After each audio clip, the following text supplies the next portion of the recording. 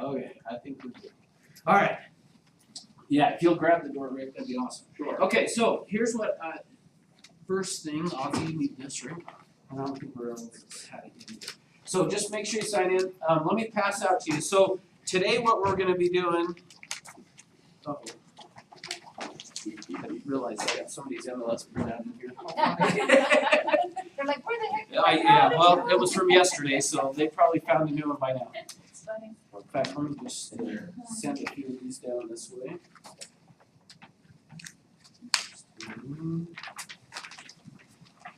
Thank you very much. Russ, I'll apologize ahead of time, I might have to be in and out. All right. So what we're going to do today, so what I was telling Renee up here is, you know, John gave such a powerful message on Tuesday, didn't he? I mean, for me, honestly, I told Rick afterwards, I was like, Inspiration. yeah, I said that was seriously like one It of was probably the evangelical. best, one of the best ones that I think I have ever heard is, I mean, it was great. And so, today's not gonna be that way, is kind of my point, so. Anybody needing this? Yeah, there's a few that are just. Oh, I'm sorry. I didn't know. Thank you. Alright, so, and part of that is, so some of the classes, I guess ultimately, that's part of where I wanna go with this. Some of the classes are gonna be, you know, really exciting and fun, and we're gonna do really fun things. Others are gonna be forms, and unfortunately, that just means it's gonna be a little more technical. So I will liven them up as best as I can by sharing with you horror stories and things that, you know, have happened as a result of some of these contracts, to try to keep it a little more lively. But before we get going though, Michelle asked me a question that I said, let's wait until we start, because I think it would be helpful for you guys. So re-ask the question again, and then we'll jump into this. Okay, so I have a buyer, she is having income changes and credit changes come the beginning of the year. But yet she wants to look at a house now, Anyone else do this? so. Did you get it, Lynn? She got it. Yes, Okay. I do. Keep going, sorry, Michelle, I'm listening. No, that's about it, she wants to look at it now. I told her, you know, we have to sign an agreement, but she doesn't wanna talk to the lender yet, so. Okay, so the question is, how do you handle it? You've got somebody who doesn't wanna talk to the lender yet, not ready to buy yet, but wants to go out and look at houses, right? I mean, that's Precisely, essentially what the question is, right? yes, So how do you handle it? What do you do? I will go and take them out until they were pre-qualified. Okay, And I would explain to them the process, and I explain to them how things are going very fast, and something that we looked at today at the beginning of the year is not gonna still be available, most likely. And I would probably explain that I'm a professional and that my time is, if they can't prove, you know, that I wouldn't be able to show them until they, you know, show motivation to talk to a lender. good. Yeah, I would agree exactly along those lines. Here's the biggest thing that, and I have had this happen, and Rick, you can back me up if you've seen it happen as well. But in today's market especially, a property that comes on that is a good property, that looks good and it's priced good, what happens? How fast? Days. Yeah, days, right? So what you wanna do is explain to her, here's the problem. The worst thing that can happen, and I've seen this happen, is we go out and we look at a house that you fall in love with and you can't buy it. Somebody else buys it because that's the market we're in. And then 6 months from now, when you can qualify, it's not available. And what do they say? Oh. Can't we find one that was just like that one? I mean, every house they go look at, they're going to compare to that one. Well, I just want that one. We want that one. problem right now. That would be senseless to, cause it's my daughter's friend, and I kinda explained to her, you know, it would be pointless to do it in the market right now. Mhm. Because the ones that I even found for a week and a half ago are probably gone. Yep. And, you know, Yeah, that's so- exactly right. So here's the other thing I'm just gonna show you something, I'm gonna do it kinda quick, cause I wanna get into these forms. But when you have somebody, and let's change the scenario a little bit, let's say that you've got somebody that is qualified, but they can qualify, but they're just not sure they wanna go out and look at homes, or excuse me, they don't wanna write an offer just yet because for whatever reason, maybe it's, well, we gotta wait for the kids to get out of school, so give us 6 months and then we wanna do it or whatever. But we still wanna go out and look at homes. So how can you handle it with those people to satisfy them, so to speak, but at the same time, not be wasting your time, okay? So here's what I recommend. If you pull out a piece of paper with that buyer, so this is for the person who is qualified but just not ready to act yet, but we wanna go look at houses. Or this is the person that says, we feel like we need to see everything out there before we make an offer, okay? Here's how you do it. If you pull out a piece of paper and just draw like a T up there, and then you say, let me explain to you how this works. There are 2 phases.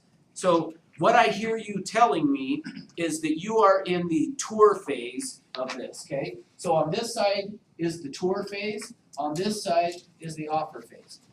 And so what I would say to them is, here's what I hear you telling me, is you wanna go out and look at everything and you're not prepared to write any offers. What that means to me is you are in the tour phase.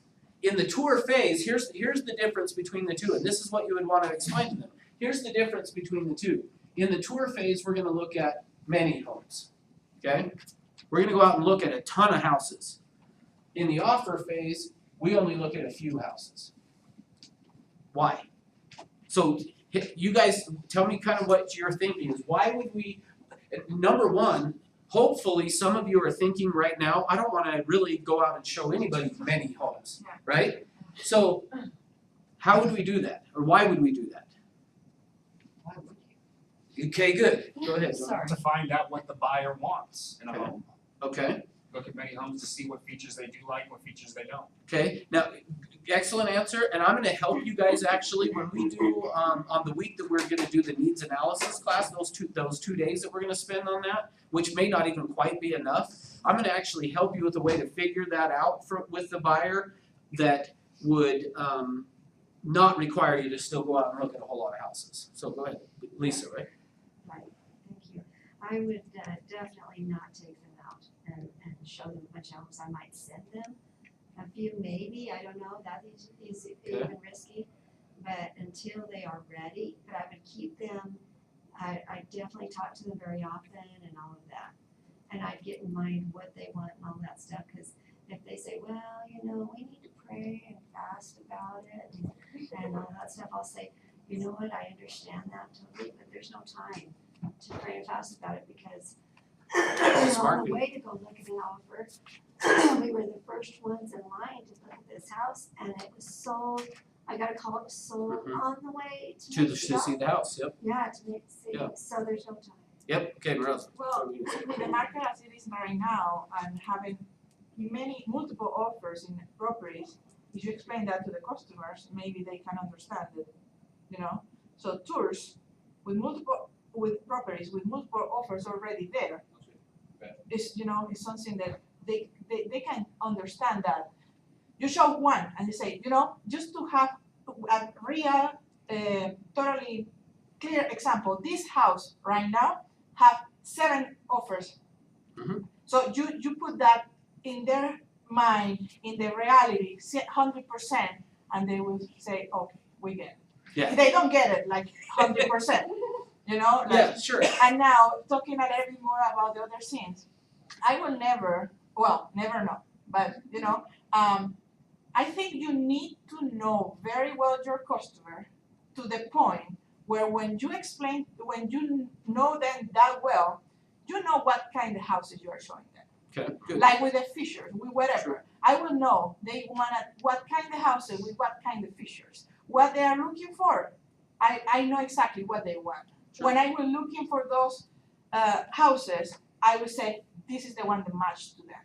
Okay, I good. would select the house. Yeah, and we'll get more into that. Exactly, for for that sure. another class. So- Yeah, so here's the thing, with this tour, think of it this way. Here's the problem with what you're thinking versus what I meant when I write this up here.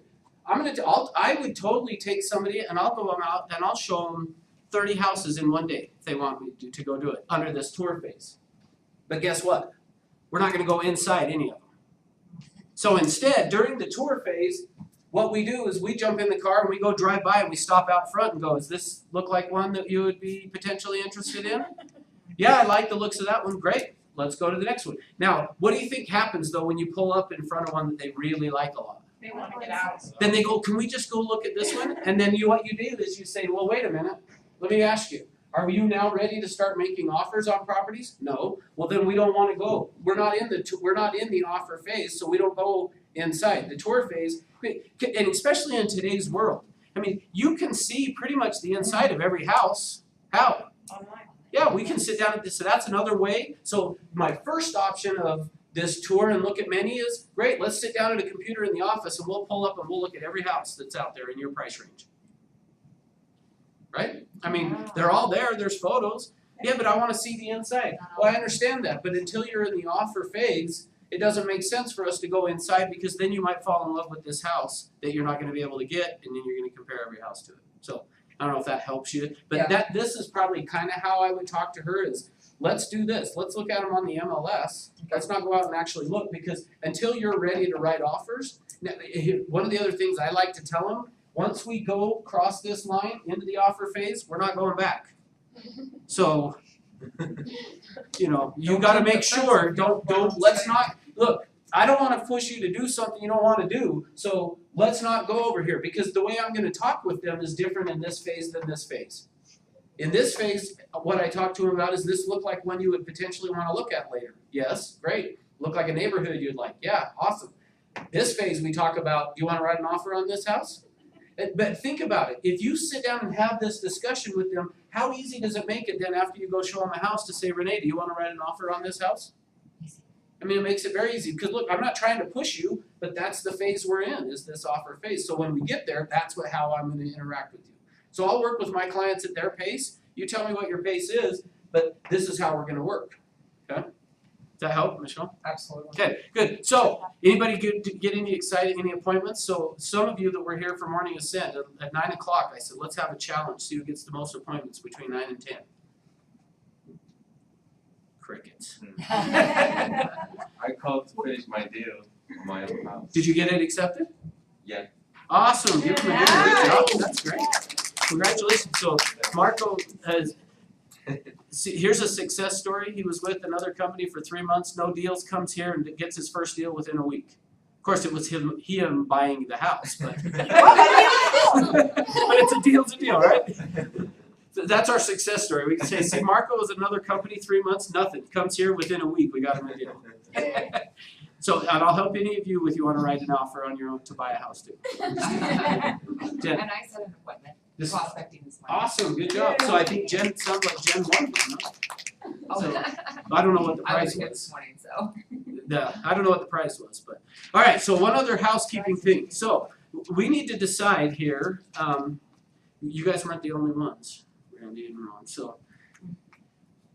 I've been trying to like think of how I should ease into this, to the accountability with you guys on this, but there really is just no way to do it, right? So, you're not in trouble, okay? So everybody that was late, that was not here at 10, would you stand up? Because it's about half the room, so see, so you don't have to feel bad. Wendy, you were late too. 1 minute, I'm just kidding. Sorry. Hey, what you're gonna find with me, now I let it slide on Tuesday, but I you know, if you remember the foundations that John talked about, one of the pieces of that was discipline, right? And meaning for discipline for yourself. And so my job is to hold you accountable to do that. So quickly, we'll run through the accountability with you guys. So, did you make a commitment to being on time? Yes, I did. Are you kidding me? Yes. Yes, traffic jam. Yes. Yes. Going in 6th year. Yes. And I don't know that I've met you yet. Hector, okay. So did you come to the orientation or you hadn't? Okay, that's okay. You'll probably never come back after today, right? After this. Hector's like, I'll never be here again. So, okay, so could you have been on time? Yes, I should have left earlier. Okay, but could you have been on time? Yes. Okay, good. Yes, yes, Yeah. yes, Yeah, Hector Yeah, I would. and TJ, Yes, sir. so I'm holding everybody accountable that was late, so stay standing. So, could you have been on time? I'm sorry. Could you have been on time? I don't see that's impossible. You don't say that again? I don't think it's impossible. Okay, because good. I wasn't. So, okay, yeah, but you could have. Yeah. To an extent, I Okay, had a car this is why we do this, guys, for real. So please don't, I know it's uncomfortable, but please don't think that I'm judging you in any way. Part of what I want to do is help you guys to see what things get in your way that hold you back. So this is good, I love it. Yeah. So, here's how I find out. If I would have told you, TJ, that sitting on your chair today, if you got here right at 10 o'clock or before, there was gonna be $10,000, could you have been on time? Yeah, I wouldn't have taken that phone call. Okay, thank you. See, the answer, one of the things you're gonna learn from me is the answer is always yes. You could have been on time. See, and how I always find out is if I would have told you I'd give you $1 million, would you have done it? And the answer, what's the answer? Of course you would. Figured out a way, right? All right, so what would have had to happen, Wendy? What would have had to happen for you to be on time? Or, well, I guess let me back up. What got in the way? So we'll always do this I just fast, so. ran out of time, there wasn't enough time. Oh, for we're me gonna to have a my whole luggage conversation pack. on that. Okay, but not I today. have a plane to catch after this, so I just was trying to. Do you have a get plane to my- catch? Yes, Oh, my okay. husband all together, Awesome. so I didn't leave him without food in the house and all that stuff. and- Gotcha. Okay, good. I was just trying to do housekeeping. What got in the way? I should have left earlier. Okay, you already got me there. Well, I was in a traffic jam and I was going Okay, 12 perfect. miles an hour. on Okay, that. good. Yeah, I know, I live there. I could have ran faster. Okay, good. And What got in the way? a little bit of that, and then also calls to claim. Okay, Same thing, we're coming from Utah County, so Yeah. that, and then I was dealing with an offer that we have and following up with the listing agents. okay. Hector? Same reason. Okay. Jen? Just this. I was cautious, yeah, on Michelle? that appointment call. My husband took the wrong car, so I had to find the keys. Okay, so what would have had to happen? You already answered, Lisa. Wendy, what would have had to happen for you to be on time? Oh, I missed TJ. What got in the way? I guess two things I See, one of the things you guys will notice, right now there's a whole bunch of people. Every time we do this, less and less will show up late. So, This is awesome, this is great. That is, it's good. Well, I do a morning job. Uh-huh. So basically, I was doing that, and then I got a phone call out here that I had to take. Okay. Because he would have kept calling me. Sure. And so I, did my job, and then I live in Heber, so I had to shower. awesome. One of Well, those- speaking of that, there's another Heber, Amber was here, but she's not here, so we'll probably be doing this again in a minute. So, okay, so, I think we covered everybody, right? So, what would have had to happen for you to be on time? 2 words, just time management. Okay, Yeah. good, and you already answered, Lisa. TJ, what would have had to happen? I did not take the phone call, Okay. that would help. Which, by the way, when I'm doing this, I'm not saying you shouldn't have done that. It's okay, but you are responsible for it, so it's okay. I'm not judging in any way, so please, the last thing I ever want is somebody to leave here going, man, that Russ is a jerk, because I'm not, but I am gonna hold you accountable though. All right, Hector, so what would have had to happen for you to be on time? Next time I will know exactly what time will be the meeting. Perfect. Ron? Have the meeting down in Aura. Okay. But we didn't, so what would have had to happen for you to be on time today? Not make the phone calls. Okay, perfect. Which again, I'm not saying you shouldn't have, don't hear that, Same. okay? Michelle? Just that, I don't know, gone out to check which car he'd taken before. Okay, good. Biggest priority. Okay, good. So, will you recommit? Yes, absolutely. Yes. Yeah. You didn't sound too sure, TJ. The thing is, like, I go every day as hard as I can. If I'm late for something, you know what? Sorry, but I was only doing that because I was going hard in every direction possible. You know, and I'm sorry. I can't tell you I'm not gonna be late. I can't. And that's okay. I'm not saying that you can't be, but we'll probably have this discussion, which is okay. Here's why. Seriously, part of this training for you guys is really about helping you see around over and through barriers. I don't know if you watched Base Camp yesterday, but that's the whole reason I did that yesterday, so if you didn't, go watch the online version of Basecamp yesterday, so, because it'll help you understand what I'm talking about. What I wanna do is help you figure out a way over, around, and through the barriers, the things that are causing that. And here's the other reason. If you have an appointment for a $5 million listing, you're gonna show up 10 minutes late. You could Or lose any it. listing. Well, Or a it should buyer. be any listing in particular, but you get the point, right? I mean, what does showing up late to a listing, I'm not saying this for me, but for a listing, what's the message that the seller gets? You don't care. Yeah, so I'm gonna help you with it, okay? So don't be mad at me. No, I'm not mad, Okay. I'll just tell you the truth, I mean. I appreciate that. Yeah, it's a big sacrifice for me to come here, Okay, good, and because I wanna be here, I mean. good. The fact that I was a few minutes late, you know, I do apologize for. Don't apologize because you're not in trouble. So there's nothing to apologize for. Does that make sense? All I want out of this is for you guys to take responsibility that the choices you made didn't work. And it may be because, like you said, it may be that well, we'll come back to that. But it may be so there's no need to apologize because I am not mad in any way. But it is part of the program is about commitment and the discipline and those things, and so it's just, I'm gonna hold you accountable to it. I'm not mad, it's okay, we just go through it quick and then we'll get into what the other stuff. So, will you recommit? Absolutely. And we can talk, and if we need to, maybe we can make a decision, and I'm okay for the group, but it's out of respect for the whole group. If we need to decide, TJ, we need to start at 10:05, I'm okay with that, if the whole group will agree to it. Yeah, I will recommit to being here. Okay, good. Hector, Yes. Yes, yes. alright, give him a hand. Woo! Okay, good, so through that. I probably shouldn't start I don't want recording. you to be mad, but I'm gonna be gone for 10 days, so don't think. That's that okay. It's It's okay. Look, see, Leave that, it on. well, no, see, that's, yeah, thank you. That is And I'll watch the class. That is the one thing, what I don't wanna have happen, TJ, is for you to go, oh shoot, I'm gonna be late, so I'm just not gonna show up today. Don't do that, okay? 'Cause Yeah, I because again, like Russ is saying, this is not about being right or wrong, it's about dealing with those very issues. You're not in trouble because you're late. It's helping you look again, back to the $1 million listing.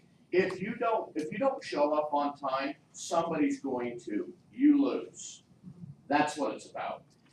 So, and really it is just kinda helping you, I mean, as you saw on Tuesday, which is why I wanted to start with that, this company really is about just helping you to make things working for you and to help you have a better life. And so that's part of it, because how do you feel when you're late? I mean, especially now with Randy, huh? You knew what was coming, right? Actually, no, Randy, I'm gonna guess what you were thinking. Well, he didn't say anything on Tuesday, so hopefully he. I was here on Tuesday. So. No, Yeah, that's what I was. mean, but I didn't say anything to the people who were late, so, and I was waiting for John to hit the accountability, he never said the word accountability. If he would've, I was gonna jump up and go, yeah, let's talk about that real quick, so, anyway. Yeah, we But actually plus it talked was- about it on the way up, they were like, oh yeah, We're gonna be in trouble. 10 minutes late. Yeah, but please, no, it's not, you're not in trouble, it's just, hey, I made a commitment. This is about making and keeping commitments is really a big piece of what I'm training you on, okay? Alright, so let's get into this. Alright, since we've got an hour and a half to get through all this. So, here's my plan. So on these technical classes, what my objective is, in fact, let me even just show you this real quick. One of the things that I've noticed in the last 11 years, and there was a study done on this, some of you have seen me do this, but getting you a new agent, if we can get you in front of a buyer and writing an offer within the first 3 months, now those that have been licensed longer than that, if you've never done a deal, don't feel bad, but my objective is we gotta get you writing an offer as fast as we can, okay? We gotta get that to take place, because here's what happens. The longer it takes you, the less likely it is that you're gonna survive in this business.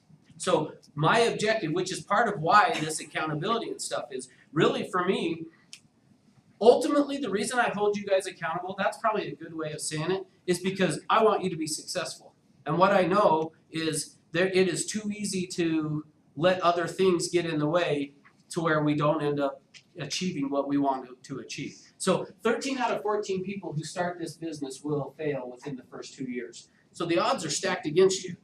So for me, my objective is what I've learned is the faster we can get you to outwriting an offer with a buyer, the quicker, the more likely you're gonna survive in this business. What I've learned over the past 11 years, well, you guys tell me, what do you think holds back an agent from writing an offer? Fear. Fear, Fear of what? talking to people. Okay, prospecting, talking to people. Knowledge.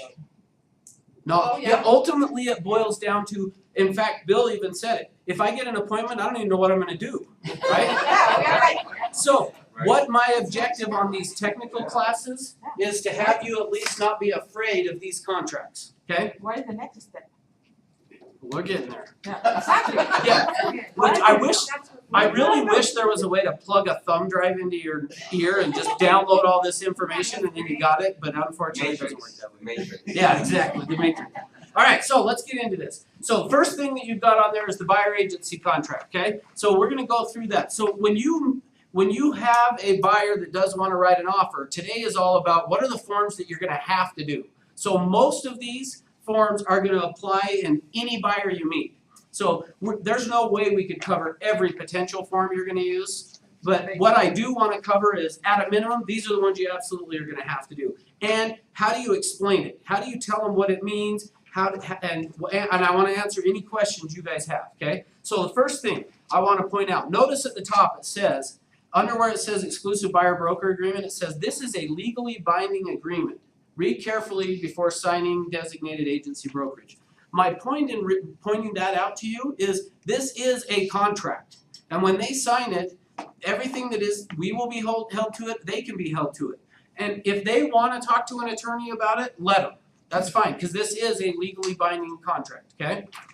And those that recently finished school, it's bilateral, which means what? Takes two of you to enter into this contract, how many does it take to get out? That's right, so just because they change their mind doesn't mean they get out of this, okay? Just because you change your mind doesn't mean you get out of it, okay? So, let's go through it. So, mostly what I wanna do is hit each of the sections, explain what should go on the blank lines more than anything for you guys, but then also talk about what the contract says. So on this first one, the blank line there that has afterwards in parentheses, the buyer, what do we put there? The buyer. Now, yeah, now that seems pretty like difficult, right? But what do we put there? So if I'm writing the offer for Bill, do I put William or do I put Bill? Lisa? His legal name and if his wife is too, then hers too, not just Okay, good. What other thoughts? Legal name. Legal name? So So how do we know? Should we say I need to see your birth certificate? you just ask them, you just ask. Okay, here's what I would recommend. Now, it's not as crucial on this particular blank line that you do it, that you have this, it done this way, but on the REPC it is. So I just train it as do it here, right too, the same way. Here's what I recommend. First thing to find out is have they already talked to a mortgage lender?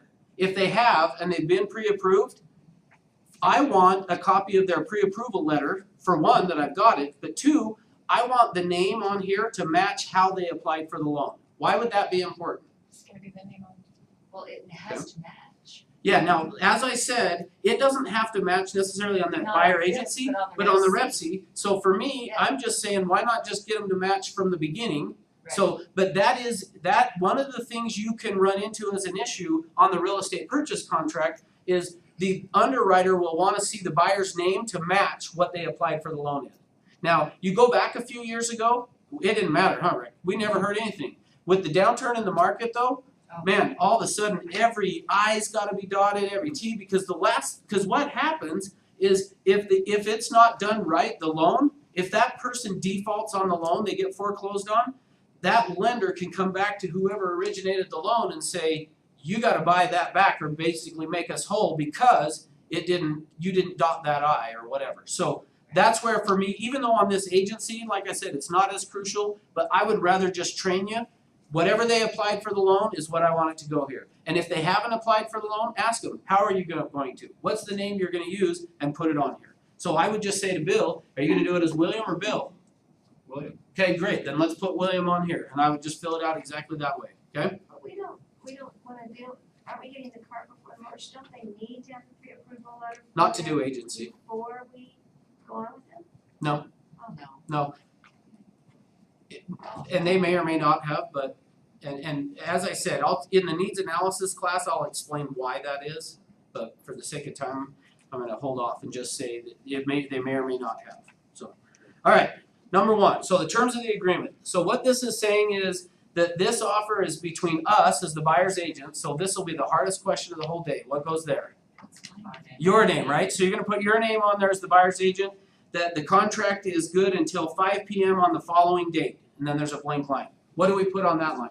How- The date we wanna end the contract. Okay, the date we wanna end the contract, 6 months, so what date do we wanna end the contract? Whatever date we discuss with them. Perfect, yeah, typically people will say 6 months. On the listing agreement, I would agree, we typically want it to be 6 months. On the buyer side, if you've got a buyer that is motivated and ready to go, do you need to do 6 months? You could do 3 or 4. Yeah, I mean, in today's market, if it's gonna take them 6 months to find a house, I'm not sure that we're back to this. It's not time to even be doing, does that make sense? Somebody had a hand. Oh, so I was saying, how many, 2 months? Yeah, I typically do about 3, I don't know, Rick, do you have, does the company have any, okay. That's great. Yeah, I mean, you're fine if you do 6, so don't get me wrong, it's okay to throw in there 6 months. But I think what Allison said is a great point, is to just ask the buyer. So, who haven't I picked on? Anthony, how long do you think you need? Probably just 3 months. Okay, 3 months. I mean, I would just ask the buyer, how long are you thinking? Because what are you gonna find out by asking that question? How motivation. Yeah, if they say 6 months, what are they telling you? They're not sure. We're still in this phase, we're not really in the buy offer phase. So for me, just ask them. And if they say, well, I don't know, how long do you think I need? I would say probably, let's a couple months. Great, then write that in there, okay, good? All right, next is that, that you will act as their agent for the acquisition of the property in either A or B. So A is, you're gonna just write down the county that they're looking in. So where are we gonna be looking for homes at? If it's Salt Lake County, write it in there. If it was, more than one county, what if they're unsure of the county? great question. Or in the middle, between one Rick, county to another. Since you're here, Like do you mind Draper doing, And take him to do the Yeah, I'll take it. accountability? Yep. Alright, so for the sake of time, I'm gonna have Rick go hold you accountable, RJ. Yep. So go with Rick. Then we don't have to do it. Get the whip. That's right, get the whip. It's not as painful as last time. I know, that's true, huh? But at least you were with company, or I guess you weren't, but. They're being investor, and everything has to be perfect before they make a move. How do you deal with that? Well, when you say everything's gotta be perfect, tell me what you mean. Instead of looking for the price has to be right, low enough, very, very low, they can make money out of it. It's not like they have to move in. Okay, They don't have deadline. Okay. They're just like price is right, location is right, and Okay. the rental market value has to be right. so The and amount of renovation has to be right. but I'm not sure I understand what the question is. So So the what's the investor question? doesn't have a time frame. They're ready to buy when they Oh. see the property. Good, okay, perfect. Yeah, so back on time frame. I was thinking you meant in the county piece. Oh, So on the time frame, yeah, that investor, you may wanna say then, I want it for a year. yeah, I may do it for 2 years. and then they don't sign it. Well, then I don't, but here's the thing, for new agents, I say stay away from investors. I mean, run. Well, because there are a lot of people who stayed up and watched an infomercial last night, and they're now an investor. And they're gonna have you go out and find them a property. And they want the one that's 50 cents on the dollar. Let me tell you, you find one 50 cents on the dollar, call me, I'll be your buyer. I mean, if you're not gonna buy it, call me and I'll even let you get the commission. I mean, hopefully you buy it yourself if you find one that, you know what I mean? Do you get, that's my concern with investors. There's a lot of wannabe investors out there. So I would first wanna find out from the investor how serious he is. Now, which leads actually perfectly into the next section here of B. So, let me finish. Allison said, what if they want Salt Lake and Davis County? Write it both in there. Salt Lake and / Davis County. Okay? Or Utah, Salt Lake County, whatever. right, any county? Oh, yeah, can you right? You probably could, but yeah, I guess you could. Legally. It would work. Or all. Because the only reason I was hesitant is I didn't know if it said Utah here, but it does say Utah, so I could see the buyer being a little O anxious, multiple, but I mean, Were multiple? yeah, multiple county, yeah. Usually they know. Ultimately, hey, again, yeah, ultimately, I would say, if they're not sure, they're still pretty in this phase here, you know? If they're not really sure where they wanna be, they're probably also not ready to write offers, so, which is fine, but I would at least wanna narrow it down to at least two. Yes. So, okay, which then leads to Lee's question though. Or, the other thing I would say to this investor then is any property I show you, we're gonna write in the address and we're gonna sign one of these for every property I show you. Because on line B here, this located at is defining where the property, or the exact address of the property. So, So if there's, if they don't have one, just put NA on the line. okay, that's fine. Yeah, I figured that's where you're going. Eddie, you said? No, NA, NA. like not applicable, because it's any property in Salt Lake County or Yeah. Davis County or Utah County or whatever, and so, yeah, yep, make sense? So you have to put something there no matter what. Yes. One of those. I would, well, technically you probably don't have to. What you'll find with me is I like to address every blank line so that I don't forget something. So that's why for me I would throw an NA on there. Make sense? Yeah. Okay, brokerage, tell me what, go ahead. Really quick, in the county, you can do multiple counties together. Yes. That I can do, Salt Lake County, Utah County. Davis, yep, exactly. Good question. Okay, brokerage fee. You guys tell me, what does this say? They're gonna pay 3% and $2.95. Okay, so good. So if you were gonna explain that to the buyer, what would you wanna say when you get to this section? How would you explain it to him? Alright, I'll tell you then if you don't. So here's how I always do it. For me, what I tell them is this says that you will owe me 3% plus $295. Now let me tell you how that's gonna work. And usually what I'll say to the buyer is, before you panic, let me explain how that's gonna work. Is what happens is on the MLS, when somebody lists a home, they also put on the MLS how much they will offer to pay to whoever brings the buyer. And typically, it's gonna be 3%, but not always is it. So in the event we come across a property that's offering less than that, what it would mean is you would have to pay the difference. Now, what I'll do for you, Mr. and Mrs. Buyer, is if we see one of those properties, I'll let you know up front that this property is only offering 2.5%, which would mean you would owe us 0.5%. Now, are we really gonna go collect the other 0.5% from them? Probably not. And in fact, ultimately, it's probably gonna be more up to you, meaning, so in fact, Marco, the one you wrote an offer on was only 2.5, right? What's it? 2.5. Oh, I thought you said 3.5. I was like, no, I saw 2.5. Yeah, 2.5%. So we're not gonna go to Marco and go, hey, guess what? You signed this, you're gonna have to pay us the other 0.5%. Here's what I do with the buyer though.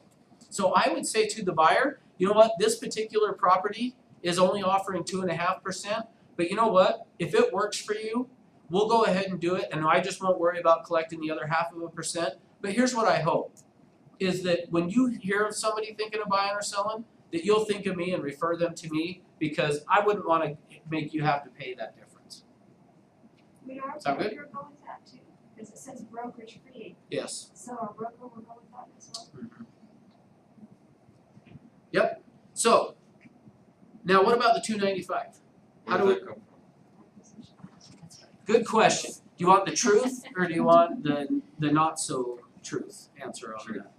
What do you Here's- say to the client? We want both, yeah. You went What above. we say to the truth and what we say to a client. Oh, okay, cause you're not gonna tell the client the truth?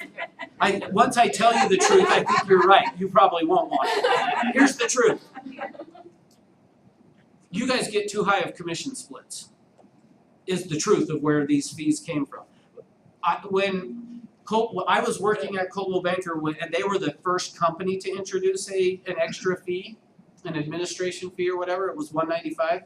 That was in 1997, we did that. Might have been in 98, but somewhere in that range. And the purpose where it came from, commissions, it used to be the very highest you ever got on a commission split was 80%. Nobody got higher than 80, ever. What can you get today? 95. Oh, well, you could get a $500 fee at a discount broker and you get to keep it all. Well, but even here, what's the highest commission split you can earn? 90, 40.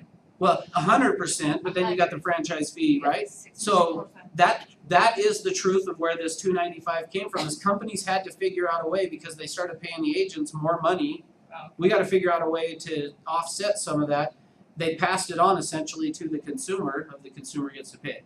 That is really, guys, just the truth about where it can, if everybody in here wanted to say, and the whole company wanted to say, nobody will ever go above a 80% split, we could get rid of it. You like that idea? No. Oh, so you're okay with the 295 all of a sudden? But where does it show up? The 295? It'll show up on the HUDs right next to where the commission is. Oh, Oh, you get a higher commission. You meet your cap. You sell a lot of houses. Go like, Make a lot of money. The more money you make, the more you get to keep. What is the cap here? I don't remember. 21,000. anyway. Alright, so now go back to what you would say to All right, here's what I would say to the client, especially with a buyer. Here's what I'd say.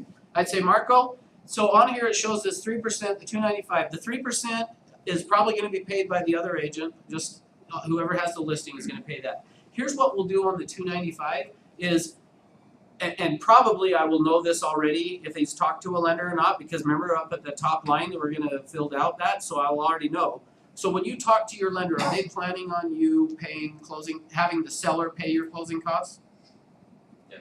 They are? Great. So here's what we're going to do for the 295 is if the lender wants us to ask for, let's just hypothetically say that he was writing an offer for, to keep the math easy, $100,000, and the lender said get 3% or $3,000, we're going to write it up on the offer, and I'm going to ask him to pay $3,295 towards your closing costs. So we're going to have the seller pay it for you. How does that sound?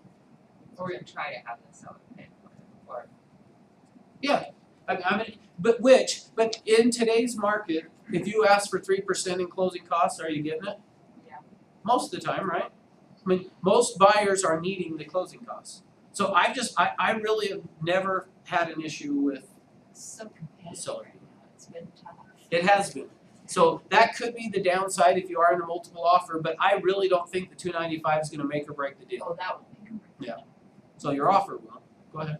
so then that 250, if it didn't, if the seller didn't pay it, the 250 would be. 295. 295 would be, they would pay at closing, Mhm. or it'd be rolling the loan or whatever.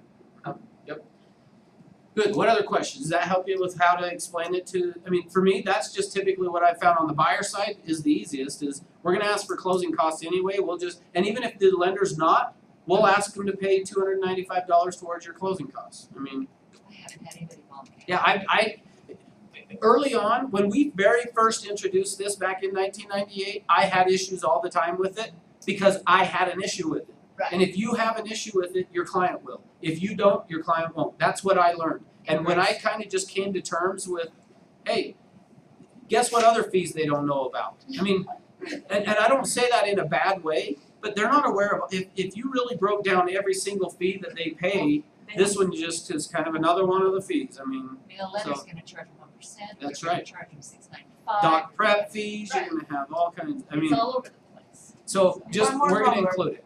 What's Okay. that? One more from Bert. It's just one more. Alright, we good with that? I did not do I, so. That's the hardest part of the day, we got through it, good job. Alright, any other questions on the brokerage fee? Okay, next, protection period. If I'm within, sorry, I got a question. Okay. So this is in any contract for any another brokerage? every name brand company in the Has. valley has this. Okay, perfect, so we don't have to discuss that. Nope, Like the fan, Every brokerage any has, another house. yep, every one of them, yep, you got it. Okay. except for the discount. Well, yeah, the discount ones aren't name brand companies, And then so. the discount brokers tell you to put that in there and then have them pay it to get 100%. Yeah, well, the other place partially where this came from too, guys, was there were a number of agents in the valley, the top agents, that would go in and list a property at 7% and ask for $495. Which actually, yeah, so Michelle and Bill, I guess you weren't licensed, so Michelle, listed a house that the guy didn't wanna pay a commission at all, they got a 7% listing and $495. See, if you can show the value, they're fine with it. Right. So, anyway, alright. Protection period, if within blank months, what do we wanna put there? 1, 2, 3. This one I usually like to put 6. Why? Why would we want that? What is this protection period telling the client? You can't just go out afterwards and like get back and buy it if you've ever shown something. Yeah. They're gonna be loyal to you. Excellent, good, thanks. So how do you know if they have Great question. How are we gonna know? The title So search. we have to check. Ultimately, which leads kind of to where I wanted to go with it. The only way you're gonna know is if you were checking up on them. Don't waste your time. I mean, that's really the truth is, you know, if they're gonna do it. But what Randy said, here's where I found it, it's helpful, is to me, it keeps honest people honest, is kind of really what it's gonna do, is have people who are honest stay honest. Because somebody who's not is not gonna do it, and they're gonna hide from you somehow anyway. So don't put your time and effort into trying to track it down and figure out, did they go buy a house without me? But in the event you find out they did, they buy the house right next to you, I mean, you know, then you could go back on this and go, hey, you know, you still owe me a commission. Which again, my personal thing is I would rather go to that person and say, look, I'm not going to enforce that and sue you, but I do expect you to replace yourself. I mean, refer people to me to offset what I did. You know, I helped a friend of mine just put his home under contract as a for sale by owner. I mean, I went out, looked at it, told him the price, I did all that. And you might feel like, well, that was kind of crappy. But he also then texted me yesterday and said, I've given your name to 3 people in the neighborhood to call if they are going to sell their house. So is it going to pay off in the long run? Absolutely. You know. So, all right. So protection period. You can put whatever you want in there really, but I would say somewhere between 3 and 6 months is probably what you want to put in there. Is enough time to keep honest people honest. Is kind of really what it is. So okay. Because essentially what it's saying is if they buy a home that you showed them at within 6 months of when this expires, you would still be owed the commission. Okay? All right. Buyer representation disclosures. What is this one about? It's just saying basically that they haven't entered into an agreement with somebody else. Perfect. That's the piece that I like to point out. When you look at this, now, when you go to the Code of Ethics class at the board, what do they tell you about when you meet a buyer? What should you ask them? If they have another agent right away. Yep. Now, for me, the Code of Ethics, actually what it really says is you have to ask prior to providing a substantive service. Go ahead, John. Now I had an experience with this. I was sitting in a model home and I did just that. They disclosed to me that they did not sign it by a broker.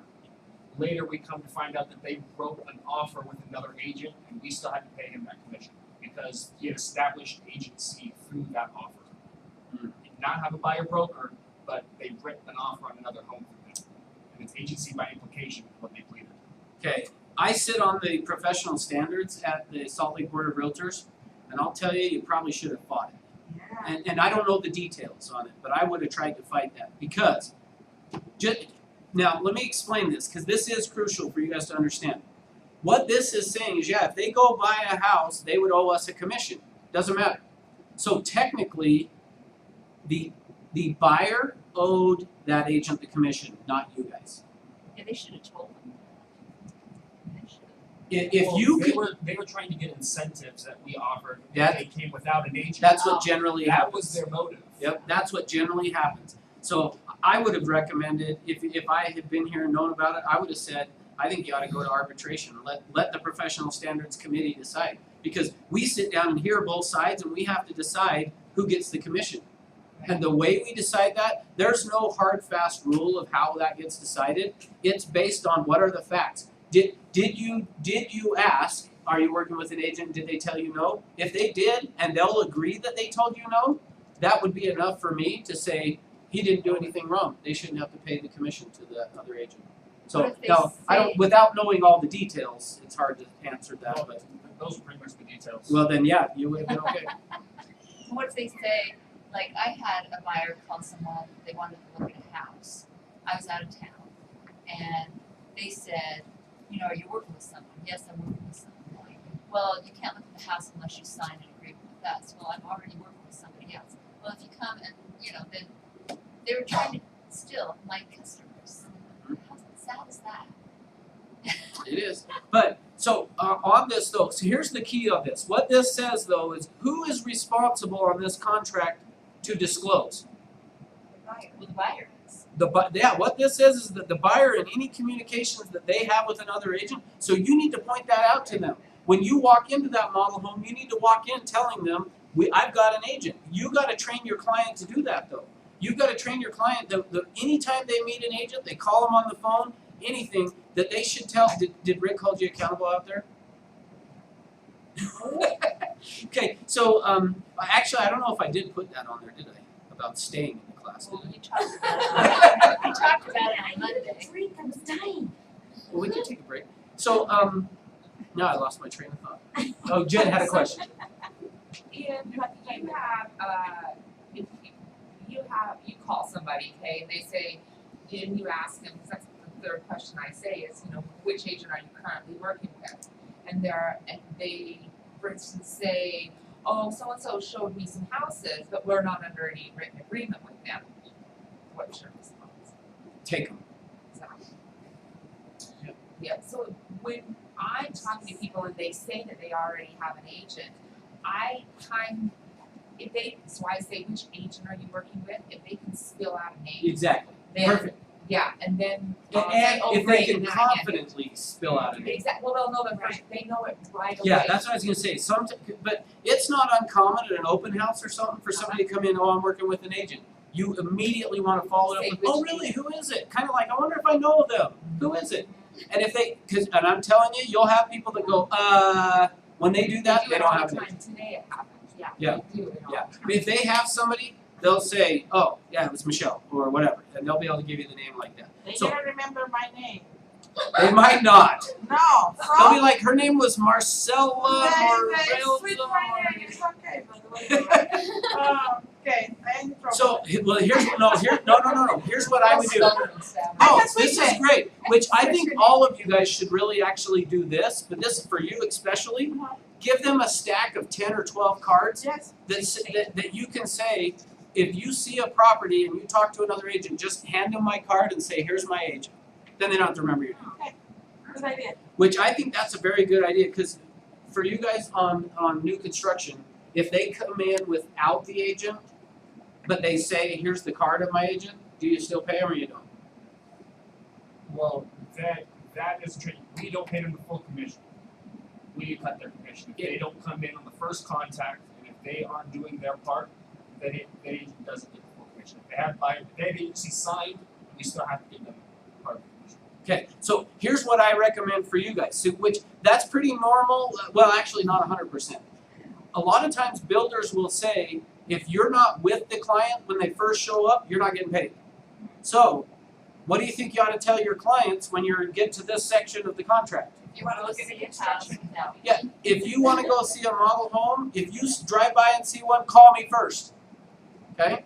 If you see a for sale by owner, call me first. Most for sale by owners are willing to pay the 3%. Call me first. And I'll tell the buyer, if I can't negotiate, I mean, I'm good enough, if I can't get them to agree to pay me the commission, then I'll back out of the deal. That's what I would tell them. Because almost every time, now I had a builder that I actually took the people to the builder. This was years ago, and after I left them, they went to dinner, or lunch, I think it was lunch.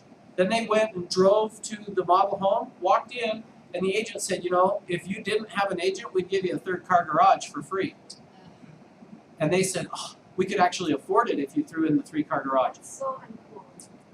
That is That a is- honest. It's just that- the way no, it that's not. That's just the way it happens. You can offer incentives if they come in without an agent, because that's It putting doesn't more make money it right. into your builder's pocket. Yeah, That's just right. the way the new It construction doesn't make it works. right or wrong or whatever, but it's what's gonna happen.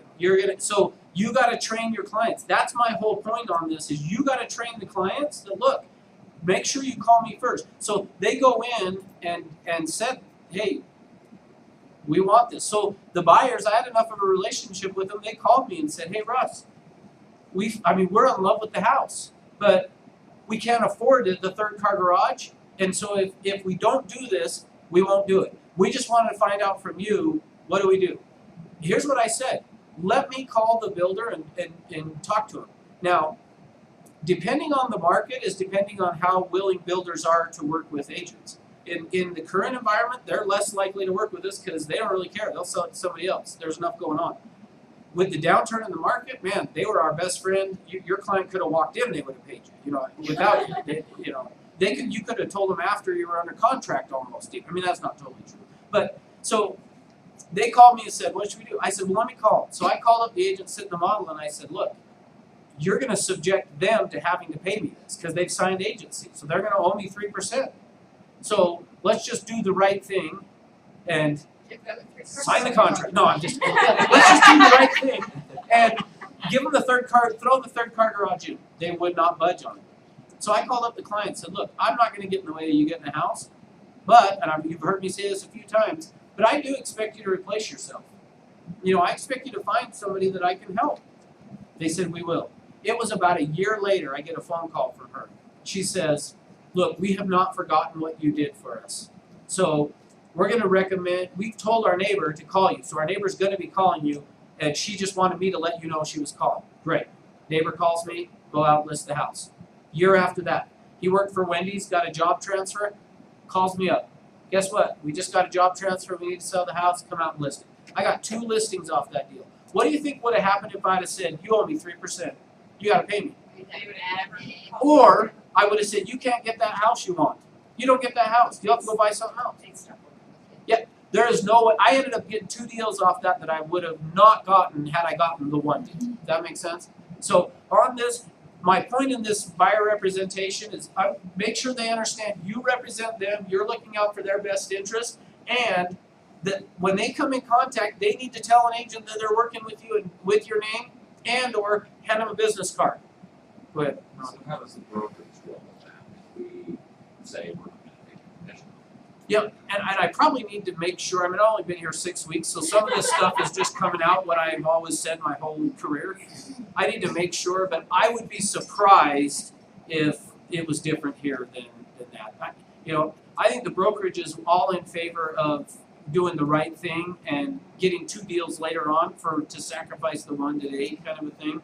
So double check that with Nick, I guess, when you get back down to Orem, but my guess would be that's not a problem. There was a lead, and I got an appointment this Saturday with kind of the same scenario where she went into a model home, they went ahead and looked at it. She says, after she had agents, she said no, and she really doesn't want to work with the person that they gave her just because he's pushing this new home, is what they're doing. So she's like, I want to meet with you, so she's willing to meet with me. What's my next step to, I guess, prepare myself for that meeting with her? Say, like, do I have to call the particular company and see like how much they pay? Like, am I going to get commission for it? Am I not going to get commission for it because she's already gone in there? Is it better if you register? Did she Do you know who the builder is? Yeah, it's RCM. And she didn't sign register or anything? She I registered? don't think so. You probably are going to be okay, but ultimately, you want to go ahead, John? Did she go into the model home? She went home. Most likely she registered with them. Okay. If they put Because if the agent is doing his job correctly, he should have registered her the second she walked in. Which So that's I found most agents don't necessarily do it correctly. So ultimately, here's where I would start with her. I would start with her first finding out, unless you already know, is that does she want one of their to build with them? She wants. She's open to it, but really she's open to anything. She's like, I'm open to anything really. She's like, I'm just looking around. So. Okay. She's So willing I to would whatever. first find out from her just kind of where she's at. Then I would go to the builder and maybe even have her go to the builder and say, are you going to pay my agent if he comes? And again, like I said, depending on the builder, they may or may not, and you'll just have to kind of play it by ear to see what happens. Right now. You have a client, they want to buy land on build, and then you have to know a builder, you recommend that builder to your client. Will you ask referral fee from the builder, or what's the builder? So let me tell you. So the question is, if your client just goes and buys land and wants a builder to build, you're going to get paid the commission when they buy the land, or are you going to get paid commission on the build job? It depends. You just have to work that out with the builder. Do you know if your builder will do that? My builder does. Yeah. So some builders will, some will say no. I'm not We going to work with multiple builders. Lake City Custom is our main. We also work with Goff. So you just have to check with the builder. All right, let's keep going here. So agency relationships, section 5. On this one, again, this is where I'm just explaining to them. I'm representing them. I'm looking out for their best interest. Anything I know, they're going to know. Okay. Same thing with. I explained to them the same thing with the seller. So if you talk to a listing agent, this is part of where I coach them again. When you call up a listing agent, who does that listing agent work for? The seller. So they're looking out for the seller's best interest, not yours. So you got to make sure they understand when you see something, call me. Don't call the other agent, call me. Well, everybody asked questions. I wanted to ask my question too. Okay, go for it. So I have a buyer, and they have a friend. Just an example, and the friend is selling the home without an agent. So I would do what you said. Well, I'm gonna back out of the deal. Remember me and your next to your friends. You know, how do they Or go 5 about friends. doing the offer and stuff like that? Without you, Yeah. good luck. Exactly. Here's the- You can hand them a contract. Here you go.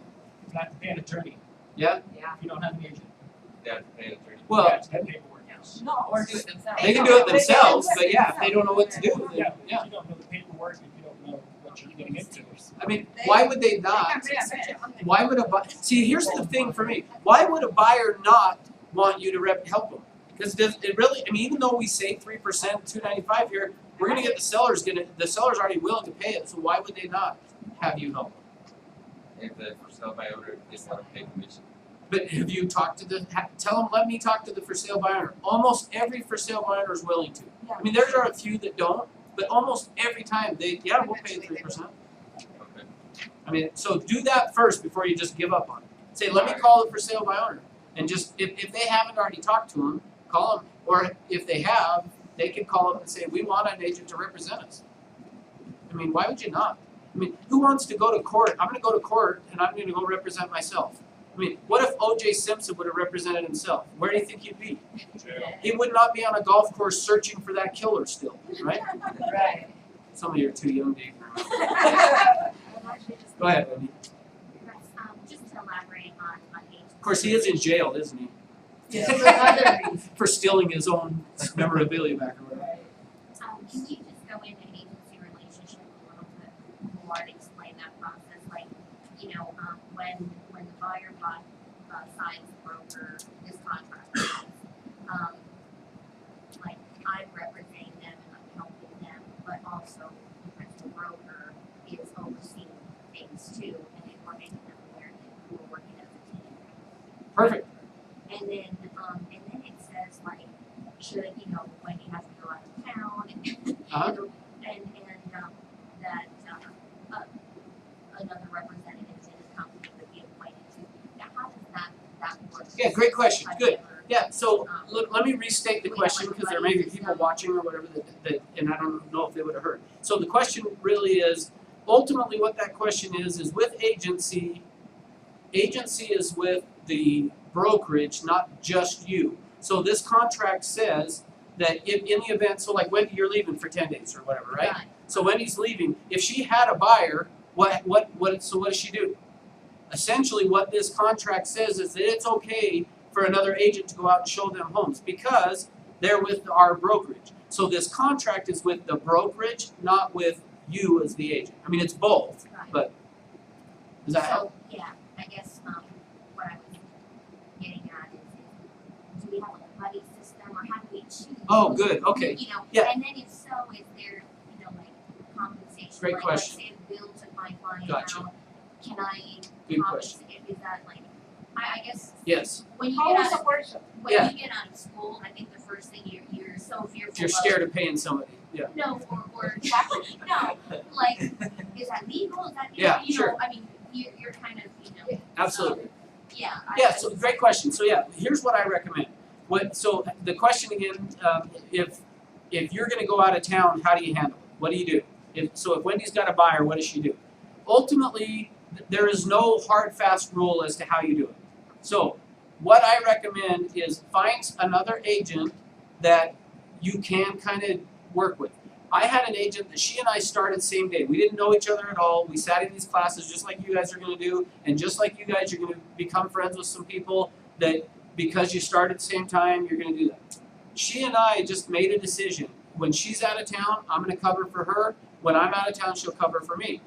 But here's the key. Make sure you have it spelled out how it's going to work, because you can do it however you want, meaning you could say, while I'm gone, so if you had Morelza go out and show a buyer for you, you guys just decide, are you going to pay a referral fee if they buy a house while you're gone or not? It's just up to you guys to figure it out. How we handled it was if I already had a client that I had signed agency with, then Shirley was her name. Shirley would just go out and do it for me, and it was just part of helping me out. And I would do the same for her. But let's say I had 5 or 6 listings, and a buyer called in that I had never worked with. Our agreement, and it's just whatever you agree, our agreement was she takes that buyer. If she writes an offer on the property, she gets that as the buyer. If they don't buy my listing and they buy something else, she gets the buyer. She didn't pay me a referral.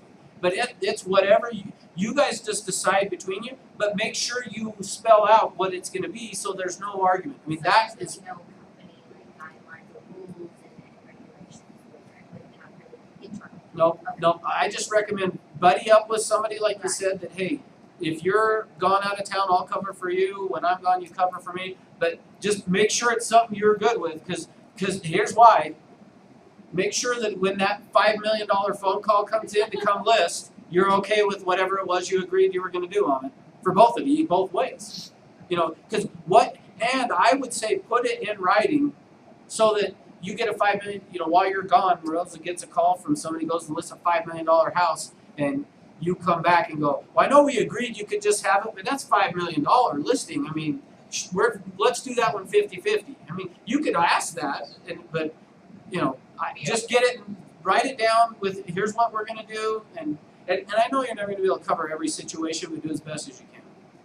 Yeah, there's just like no name disclosure, so you're just basically telling your client that that's what will happen, they'll be somebody and they'll. Yeah, well, it does actually say under the buyer representation that, I think that's where it's at. Let me see.